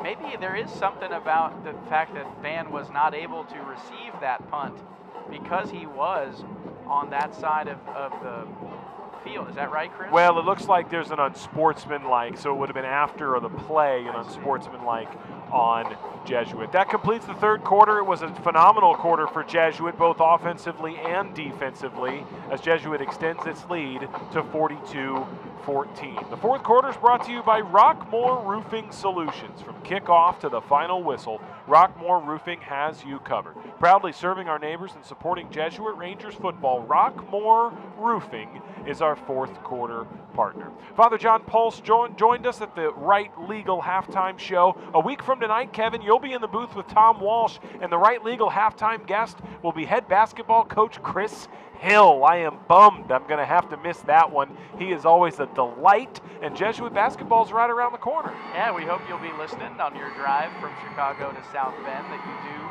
on those weeks when you're headed over to Notre Dame for the games. Chris Hill is a great guy. He's been at Jesuit a long time now. I believe this is his 16th year as the head basketball coach. Am I that old? I believe that's right, because I ran into your old classmate this week, Michael Bedford, Yes. class of 2009. I bumped into him at a work meeting earlier this week. It was great to see him, and that was Coach Hill's first class That's right. year. That year group of seniors: Michael Bedford, Jameel Bailey, E.J. McWoods. Look at great you. senior group that time in 09.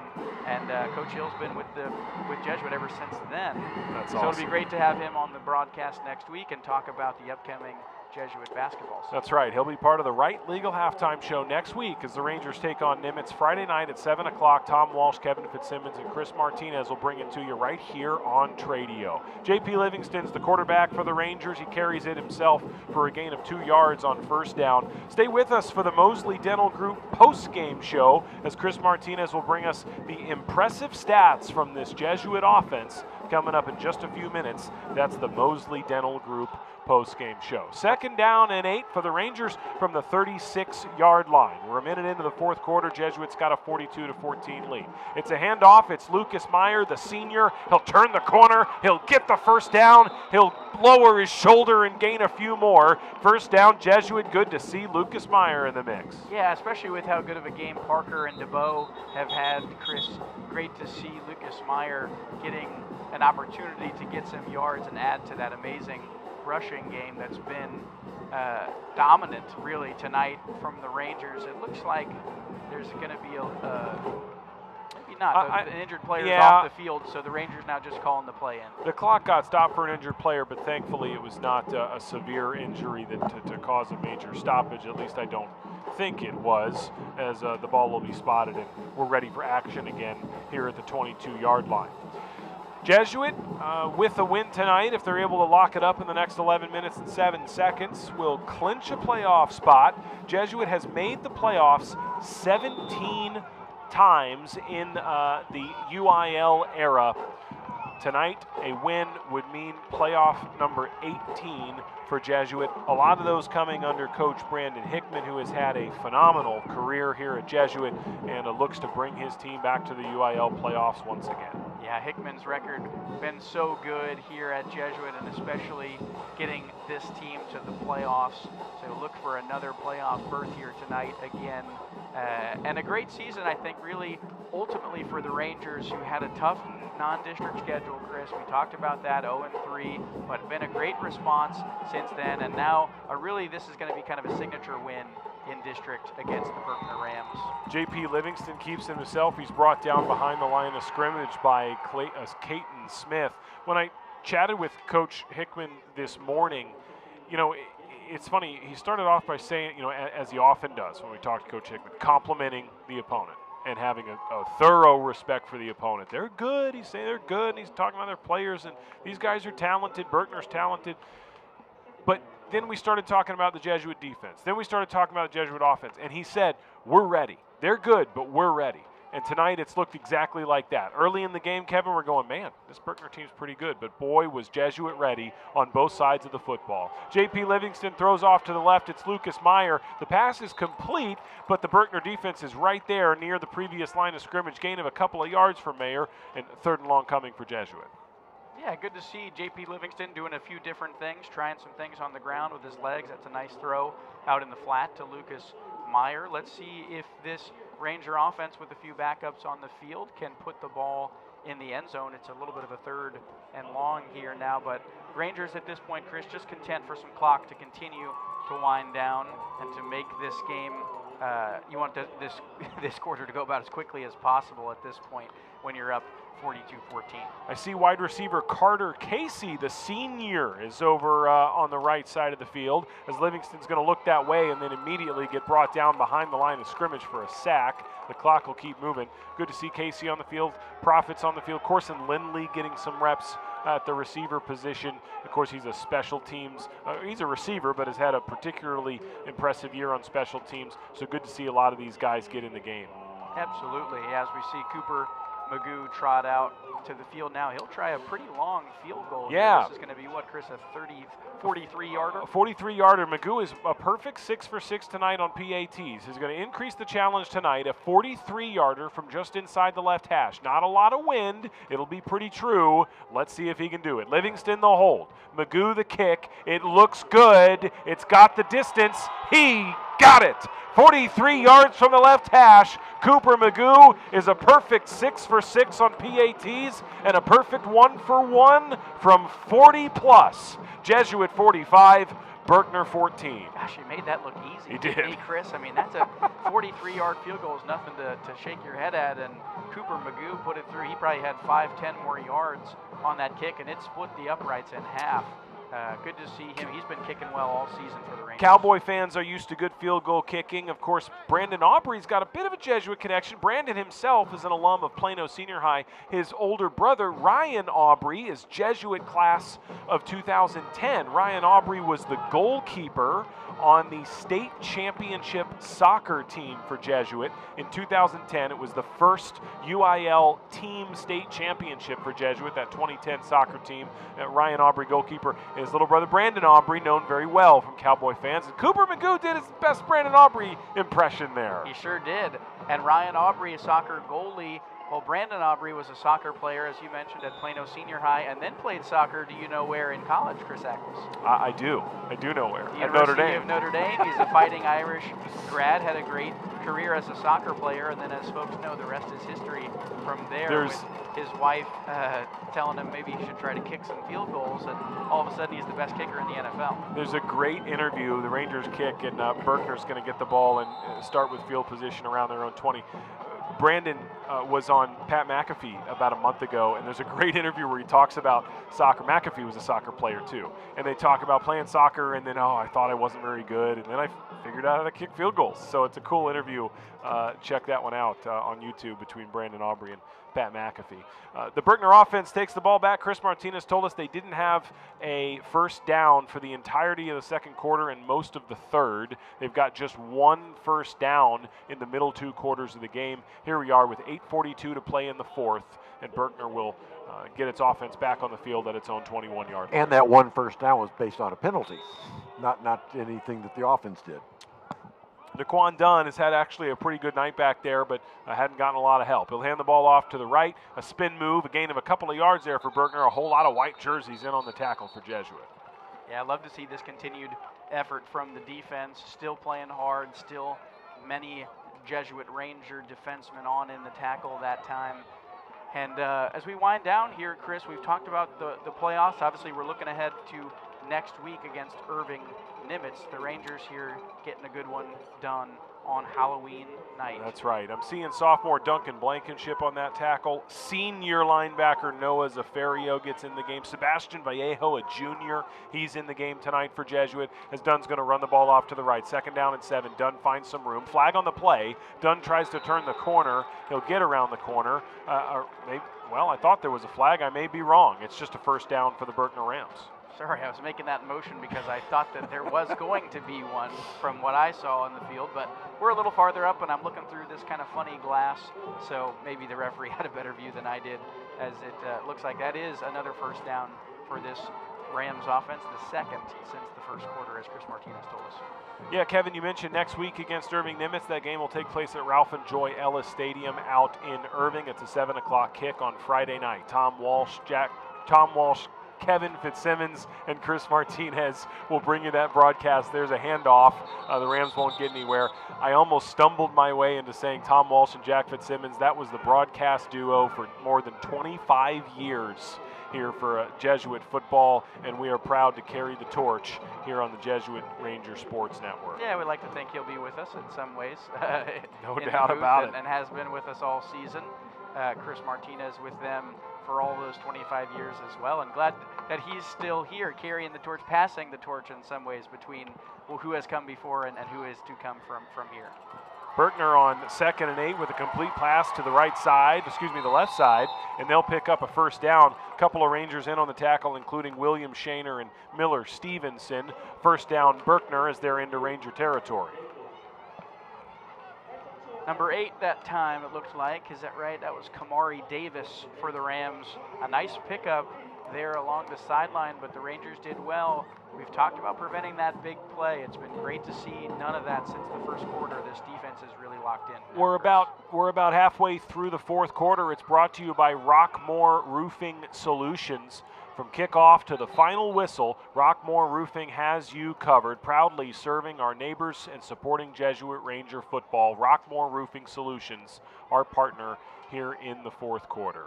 Berkner running the ball as well, as we've got 6.5 minutes to play, and Jesuit has a 45-14 lead. We talked about next week's game at Irving Nimitz. I believe Nimitz is still winless in district this year. That will be my third game, Chris, at Joy and Ralph Ellis Stadium. I've only done 3 at Jesuit so far this year, so that's going to be my new home stadium as a broadcaster, as you see a great tackle that time by number 28, Chase Brown, for the Rangers. But Joy and Ralph Ellis becoming very comfortable. Yeah, yeah, that's right. Of course, we're always in a different position in the press box over there at Ralph and Joy Ellis. So that'll be next week, Friday night. And as we've mentioned, and as 6 minutes left on this clock, pretty safe to say that Jesuits looking good to win this game tonight, which would clinch a playoff spot and likely clinch a home playoff game. So we'll go ahead and say it. Circle the night on your calendar. 2 weeks from tonight, Friday night, November 14th. It's not totally final yet, but that is very likely to be a home playoff game at Ranger Stadium. Berkner's going to have an open shot at the end zone, and it falls incomplete. Dunn had a good pass. The receiver let it go right through his hands, so it falls incomplete. Berkner scored on two of its first 3 drives tonight and has not put the ball in the end zone since. Yeah, you see the hands on the hat that time from Davis.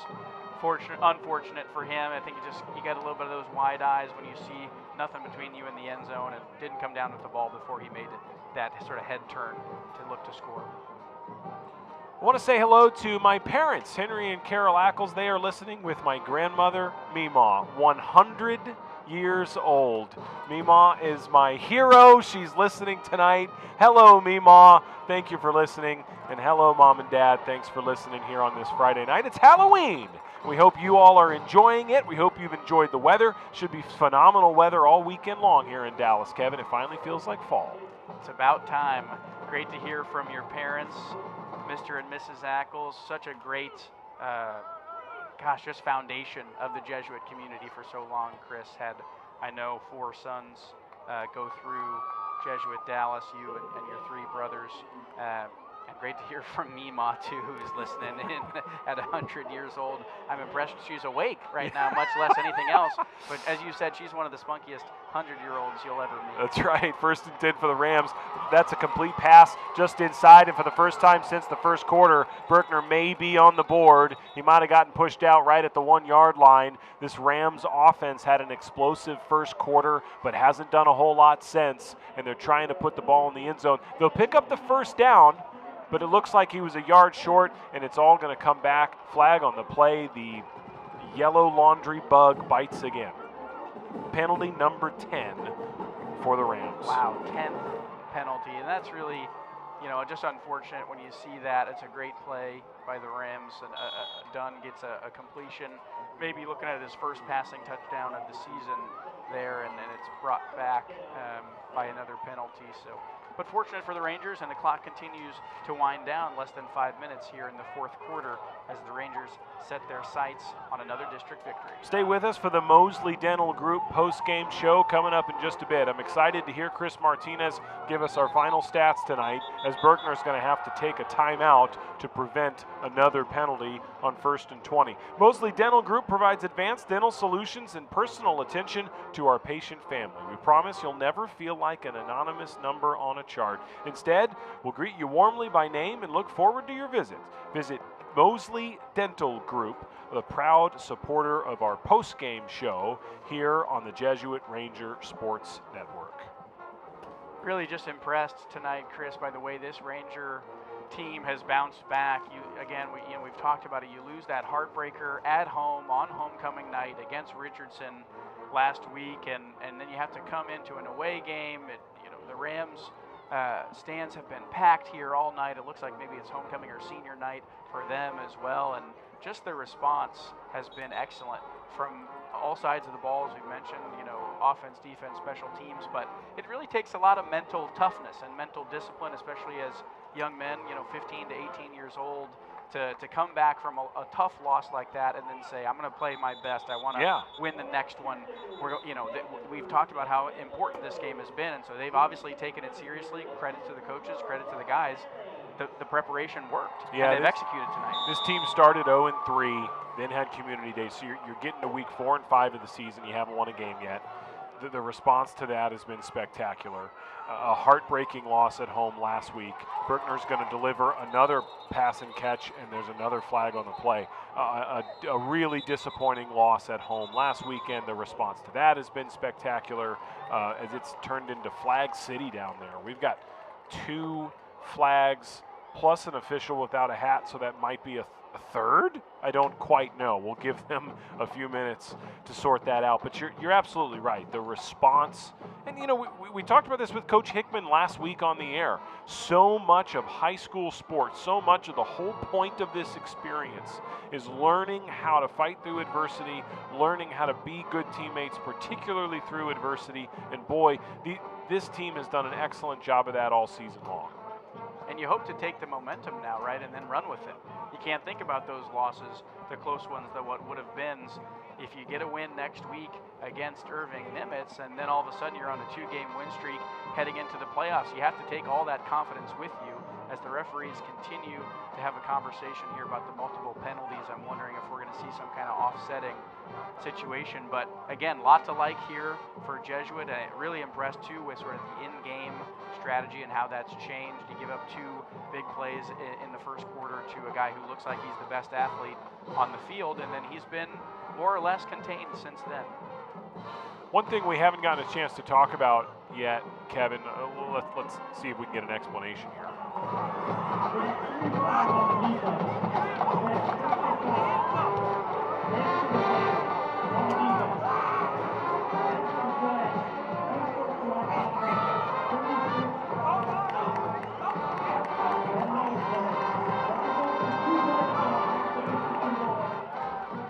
Both of the flags on the play, Kevin, are going to go against Jesuit. One's a personal foul, one's an unsportsmanlike.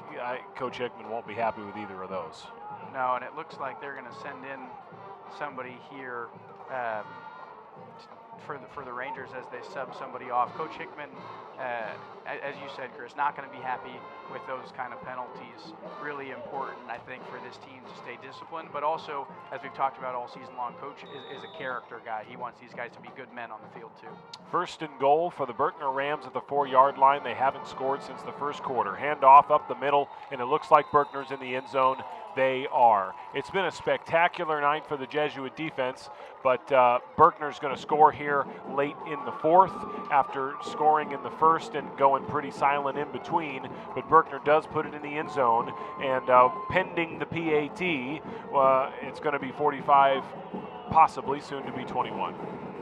Yeah, and as they get ready to kick this PAT, just want to give a quick shout out to Aiden Parsons, who's the Rams' typical starting quarterback. He's out on the field congratulating his guys after they scored that touchdown, even though it's not going to have a major effect on this game. So credit to him. That's just a good being a good teammate. Looks like he is out there on the sideline for the Rams. So the Rangers give up one here late, but this is kind of a moot point at this point, right, Chris? Because the Rangers look like they're going to get it done and win this important one that, as we've said all night, has lots of playoff implications. 45-21, Jesuits got the lead. We'll get you the scoring drive summary in just a moment. It's brought to you by Vanguard Auto Group. Visit vanguardautogroup.com and test drive today. I said just a moment, but Chris Martinez is ready with it. Kevin, go ahead.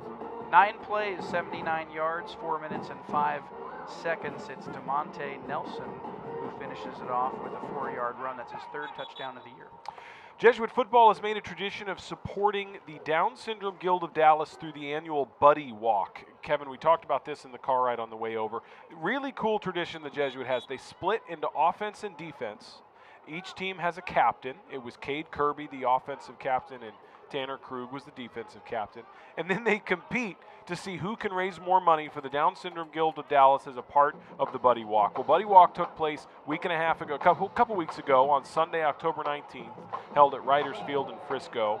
The offense and the defense competed. I won't tell you which side won, but I will tell you that the two teams together raised more than $33,000 from the Jesuit community to the Down Syndrome Guild of Dallas through the 2025 Buddy Walk.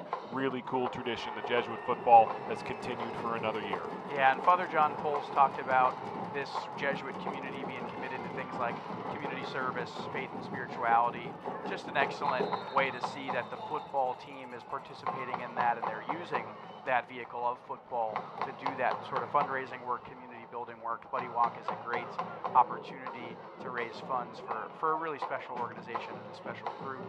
So awesome to see that, and it looked like, if I saw those notes correct, Chris, that we increased even from last year's total. They did just a little bit better. So awesome to see those guys getting into it and in the football spirit, making a little bit of a competition.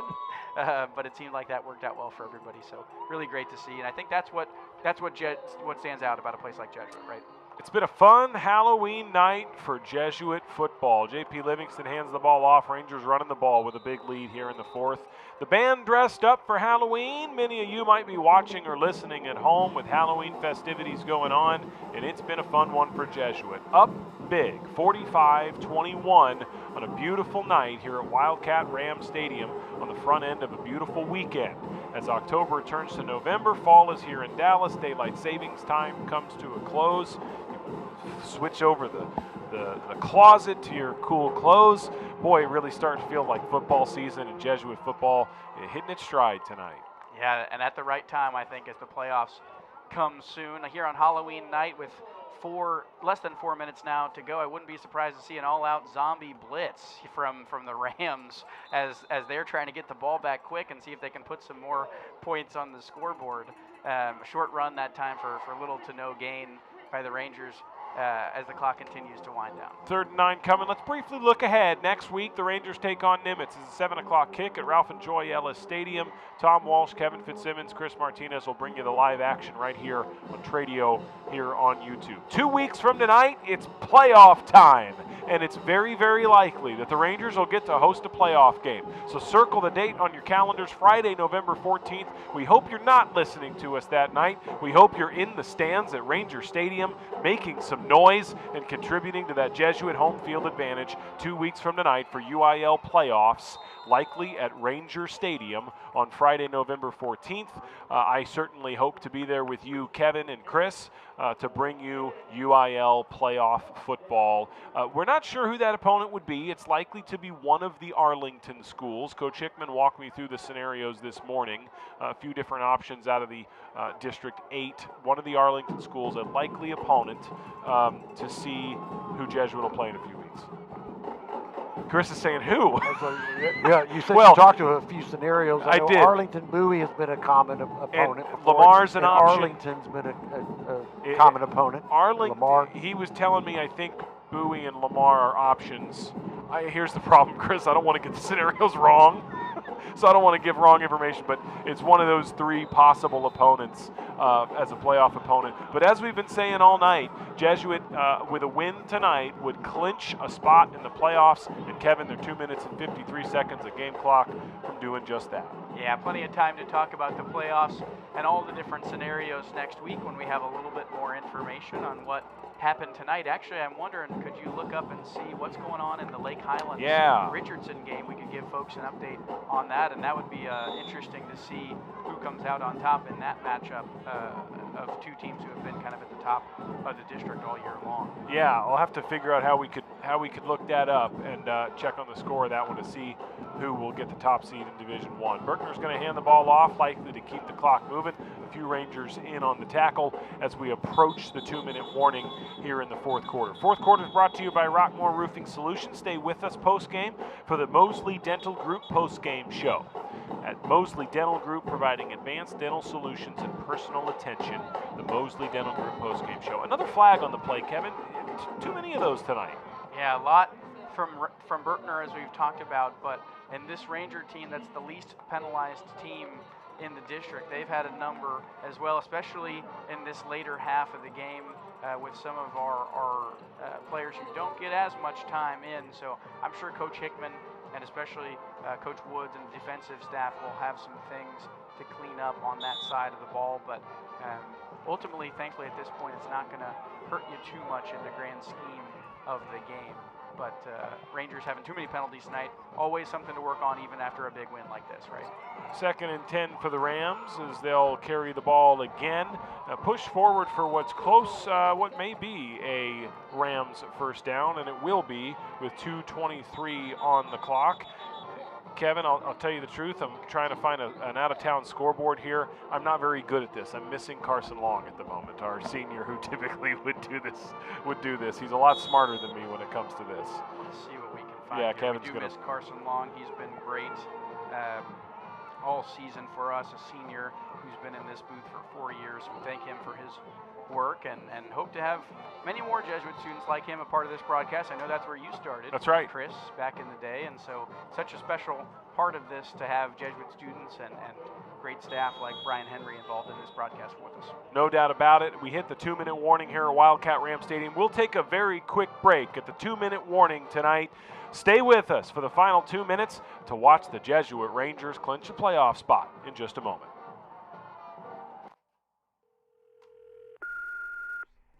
Hey, Mom and Dad, I'm calling because I wanted to tell you about this all-boys Catholic school here in Dallas. They have so many different classes, even AP and dual credit ones, and over 100 clubs and sports I can participate in. There's also a huge focus on faith and service, which I'm really interested in. Gosh, there's so much more. They have an open house on November 16th to learn about it. We go check it out. I really want to. Oh yeah, I'm so excited I almost forgot. The school's name is Jesuit Dallas. Love you. Bye.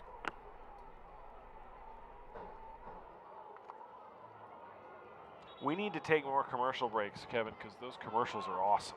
They've done such a good job with them. You're watching Ranger Football Night on Jesuit Ranger Sports Network. Thank you for being with us as a part of your Halloween festivities. The Jesuit defense has looked great. The Jesuit offense has looked great. The special teams has been on point. There's been only one punt, but a whole lot of PATs and field goals. All three phases, the Rangers have looked good tonight as Berkner will hand the ball off, carry it up the middle, and time will continue to tick as the Rangers lead 45-21 in the final minutes of this matchup tonight.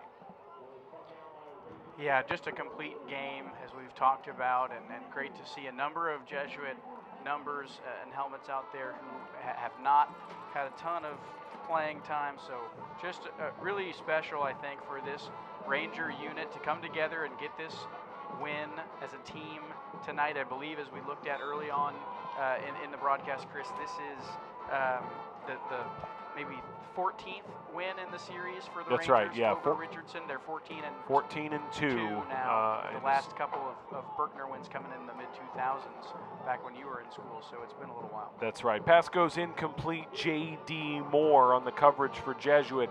I also see Jack Swindle out there. Jack Swindle from Holy Trinity. Good to see a Holy Trinity kid out there playing here on the Jesuit defense. As you mentioned, William Shaner is out there from St. Elizabeth as well.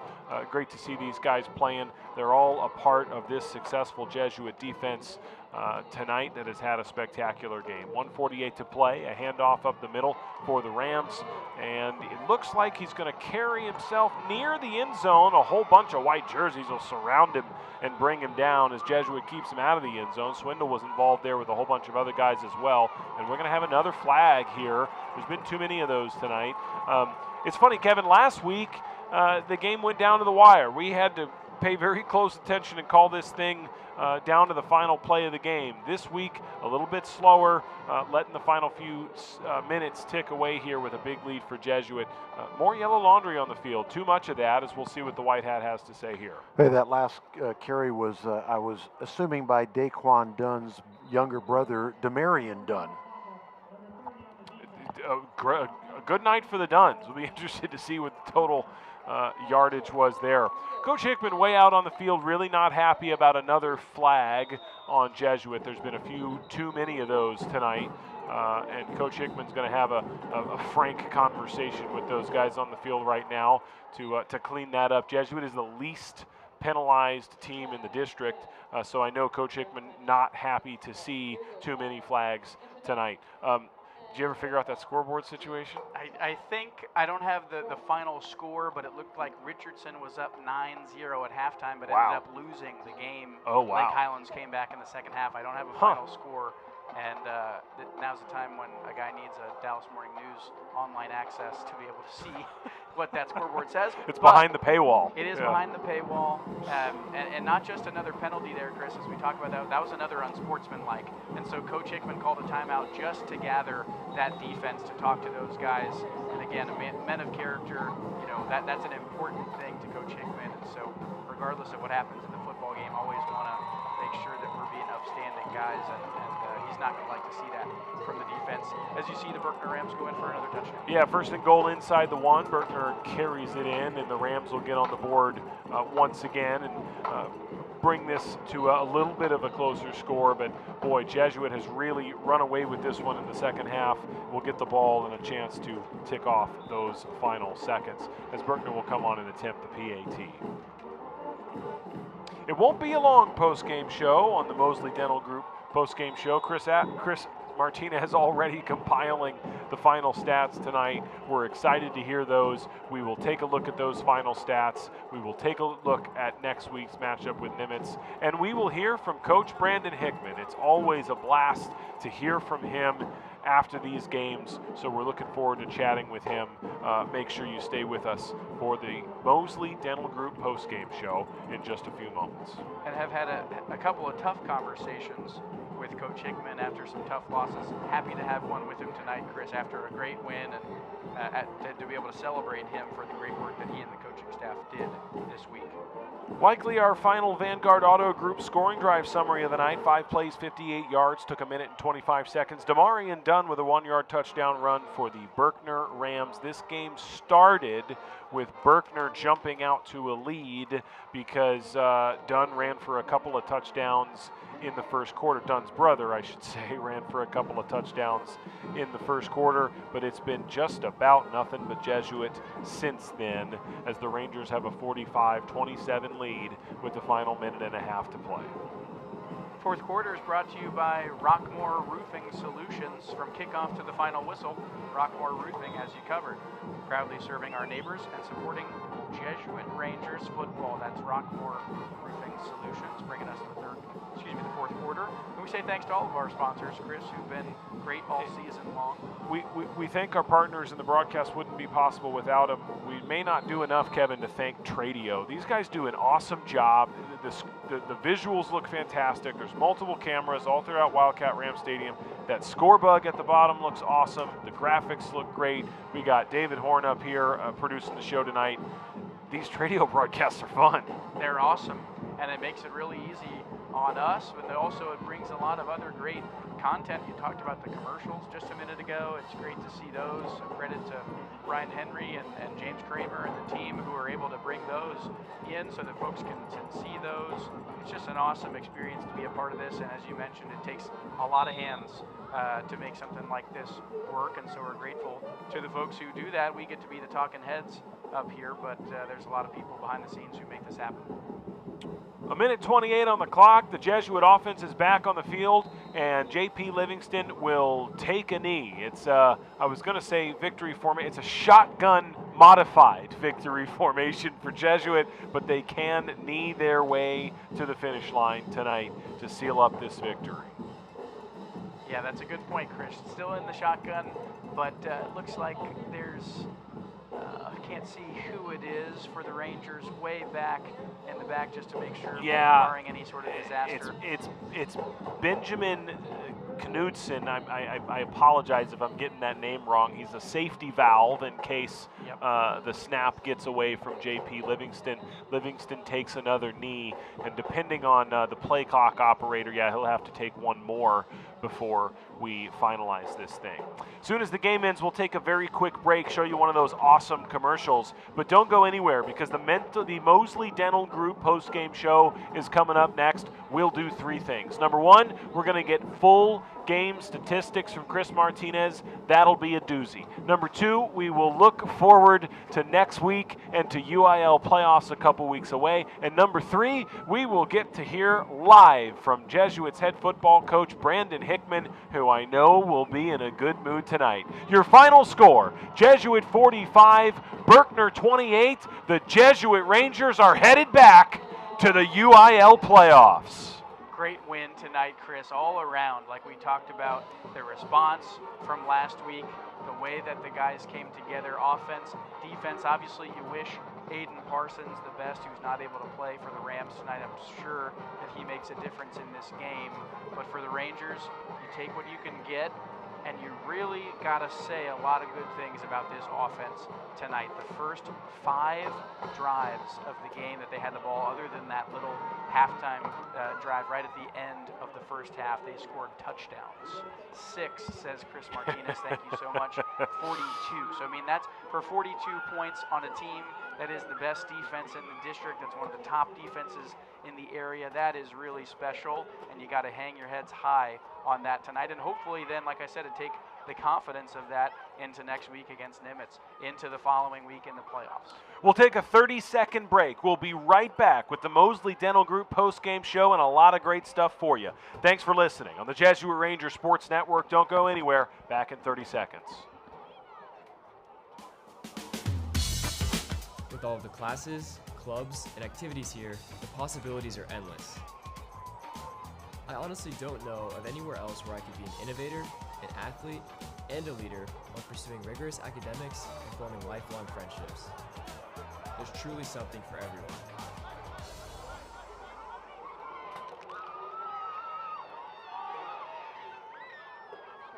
A great night for Jesuit at Wildcat Ram Stadium. The Rangers win it 45-28 and lock in a spot in the UIL varsity football playoffs for another season. Chris Ackles, Kevin Fitzsimmons, Chris Martinez with you high atop Wildcat Ram Stadium here on Halloween night. David Horn is our producer. Carson Long was with us as well. Brian Henry, our sports information director. Thank you for being with us. We promised 3 things in the postgame show. We're going to go a little out of order. Kevin, first things first, next week, Nimitz to close out the regular season, and then playoff time. Yep, next week we talked about it. We're at Irving again, out in Irving at Joy and Ralph Ellis Stadium. Irving Nimitz, I believe the only winless team in the district still so far, so even the Irving Tigers got a win over Nimitz a couple of weeks ago, but I think that's a game that you really, if you're Jesuit, you don't want to look past that just yet, right? Sure, and I know right. Coach Hickman will say that no matter what, you got to take every team at face value and make sure that you take care of business next week. If you don't take care of business next week, doesn't matter what happens after that, right? So take care of business next week. It's a should-win game for the Rangers, and then you look ahead to the playoffs where you get a fortunate at-home field advantage because you're the first team in Division II, and then you see what happens from there. The UIL playoffs are fun, and sometimes it's a surprise who your opponent's going to be.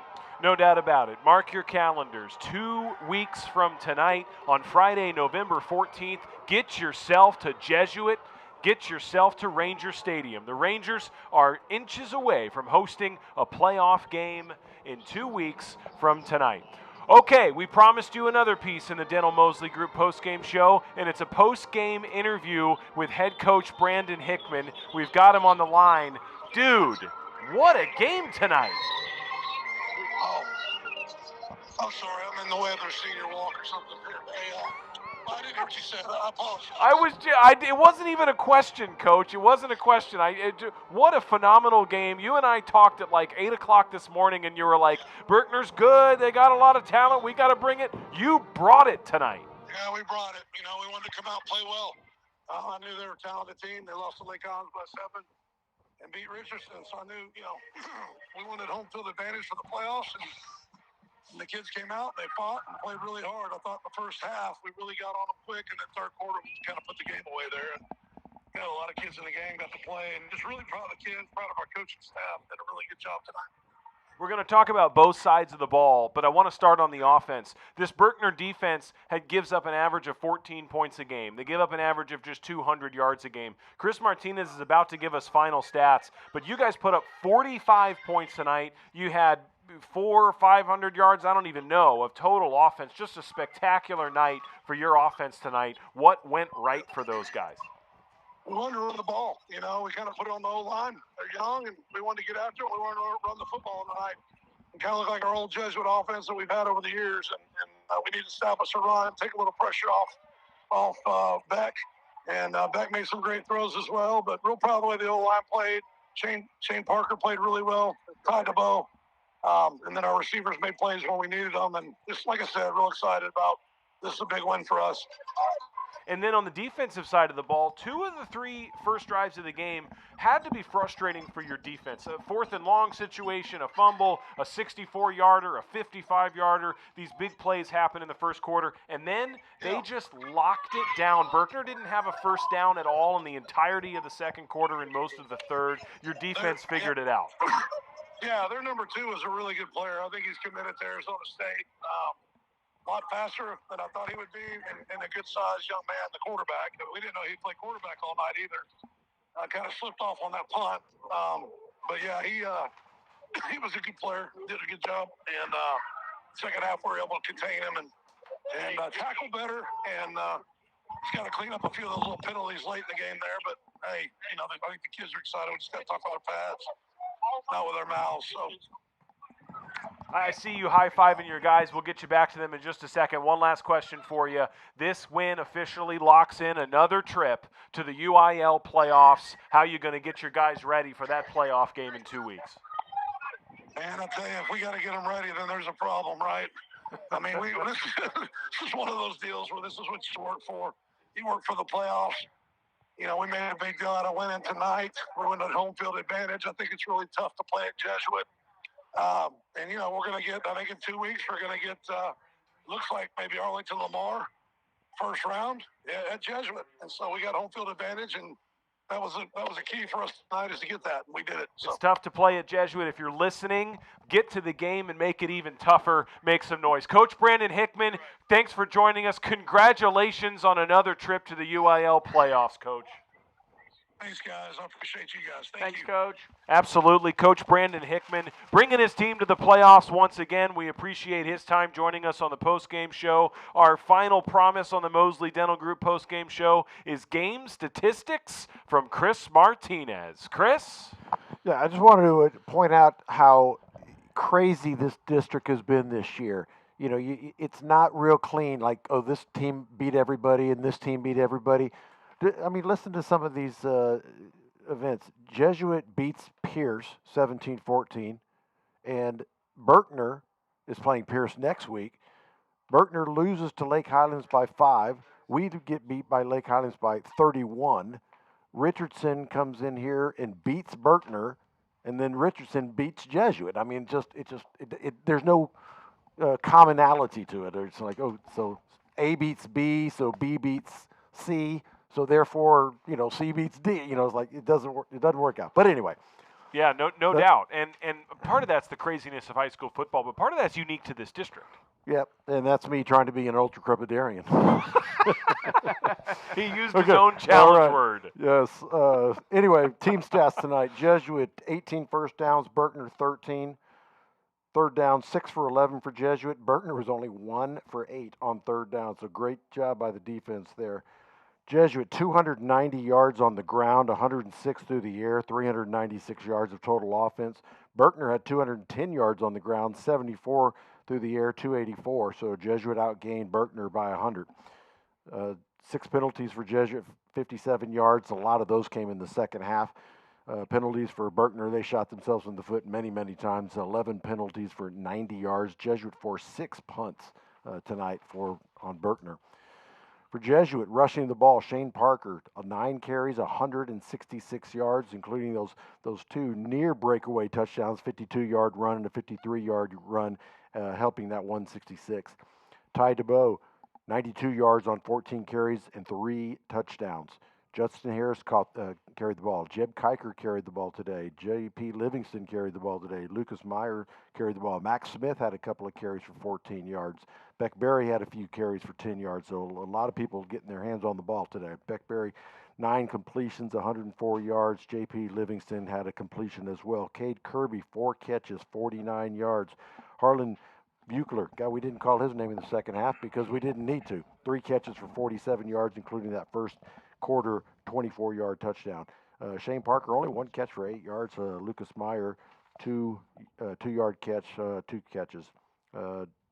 Daquan Dunn, we talked about him all night long. 14 carries, 138 yards. One of those is on that crazy fumbled punt, but it goes down as a rushing gain. Demarion Dunn, his brother, a couple of carries, including that touchdown. Trey Gaston, 10 carries, only 15 yards there. DeMonte Nelson had a touchdown run, 28 yards. And Daquan Dunn, 8 completions, 74 yards, mostly hitting Kamari Davis 6 times for 61 yards. So all in all, just a good, solid ball game. And this game really wasn't as close as the final score indicated. A 45-27, you're going to look at that in the paper in the next morning, and you're going to say, whoa, that was a pretty good game. No, it really wasn't. Yeah. Total rushing yards, you said again, Chris Martinez, for Jesuit tonight? For Jesuit, 290 yards. 290 yards on the ground. I mean, if you're Jesuit, you've got to take that and say that this needs to be the foundation of our offense moving forward in the next couple of weeks as we get ready for the district playoffs. This will be Jesuit's 7th consecutive trip to the UIL playoffs. And as I look back, Kevin, and do the quick math, when you go back to Coach Hickman beginning his career here at Jesuit, this is his 15th season, and I believe, if I'm seeing this right, that he has taken this team to the playoffs 14 times in 15 seasons. I think that's exactly right. Maybe with 1 year there, 2018 or something like that, being a year that the Rangers missed the playoffs, but this has been something that you come to expect at this point, which is tough when you're playing in good districts against good opponents. Berkner, I did not think that they were going to be an easy team to beat tonight, but the Rangers did what they needed to do, and they get the win. And I think that's kind of the kind of coach that Coach Hickman has been throughout his entire career at Jesuit. Gets things done when he needs to, and we're taking the Rangers back to the playoffs again. Still one more regular season matchup next week before that, but just awesome to see this group come together and get a win in this way.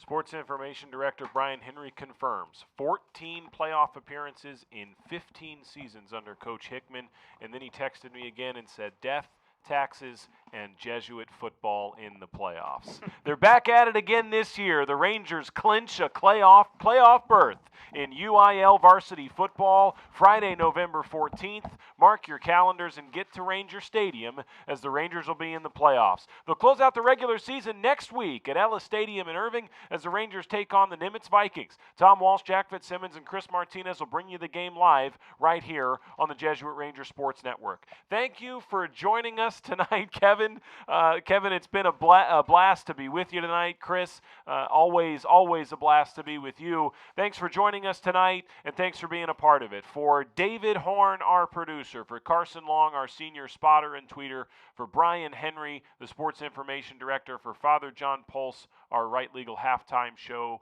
guest, for all the folks at Tradio, and for all of our partners. Thanks for being a part of this one tonight. Along with Kevin Fitzsimmons and Chris Martinez, I'm Chris Ackles. Your final score, Jesuit 45, Berkner 28. We'll see you next week. And as always, go Rangers.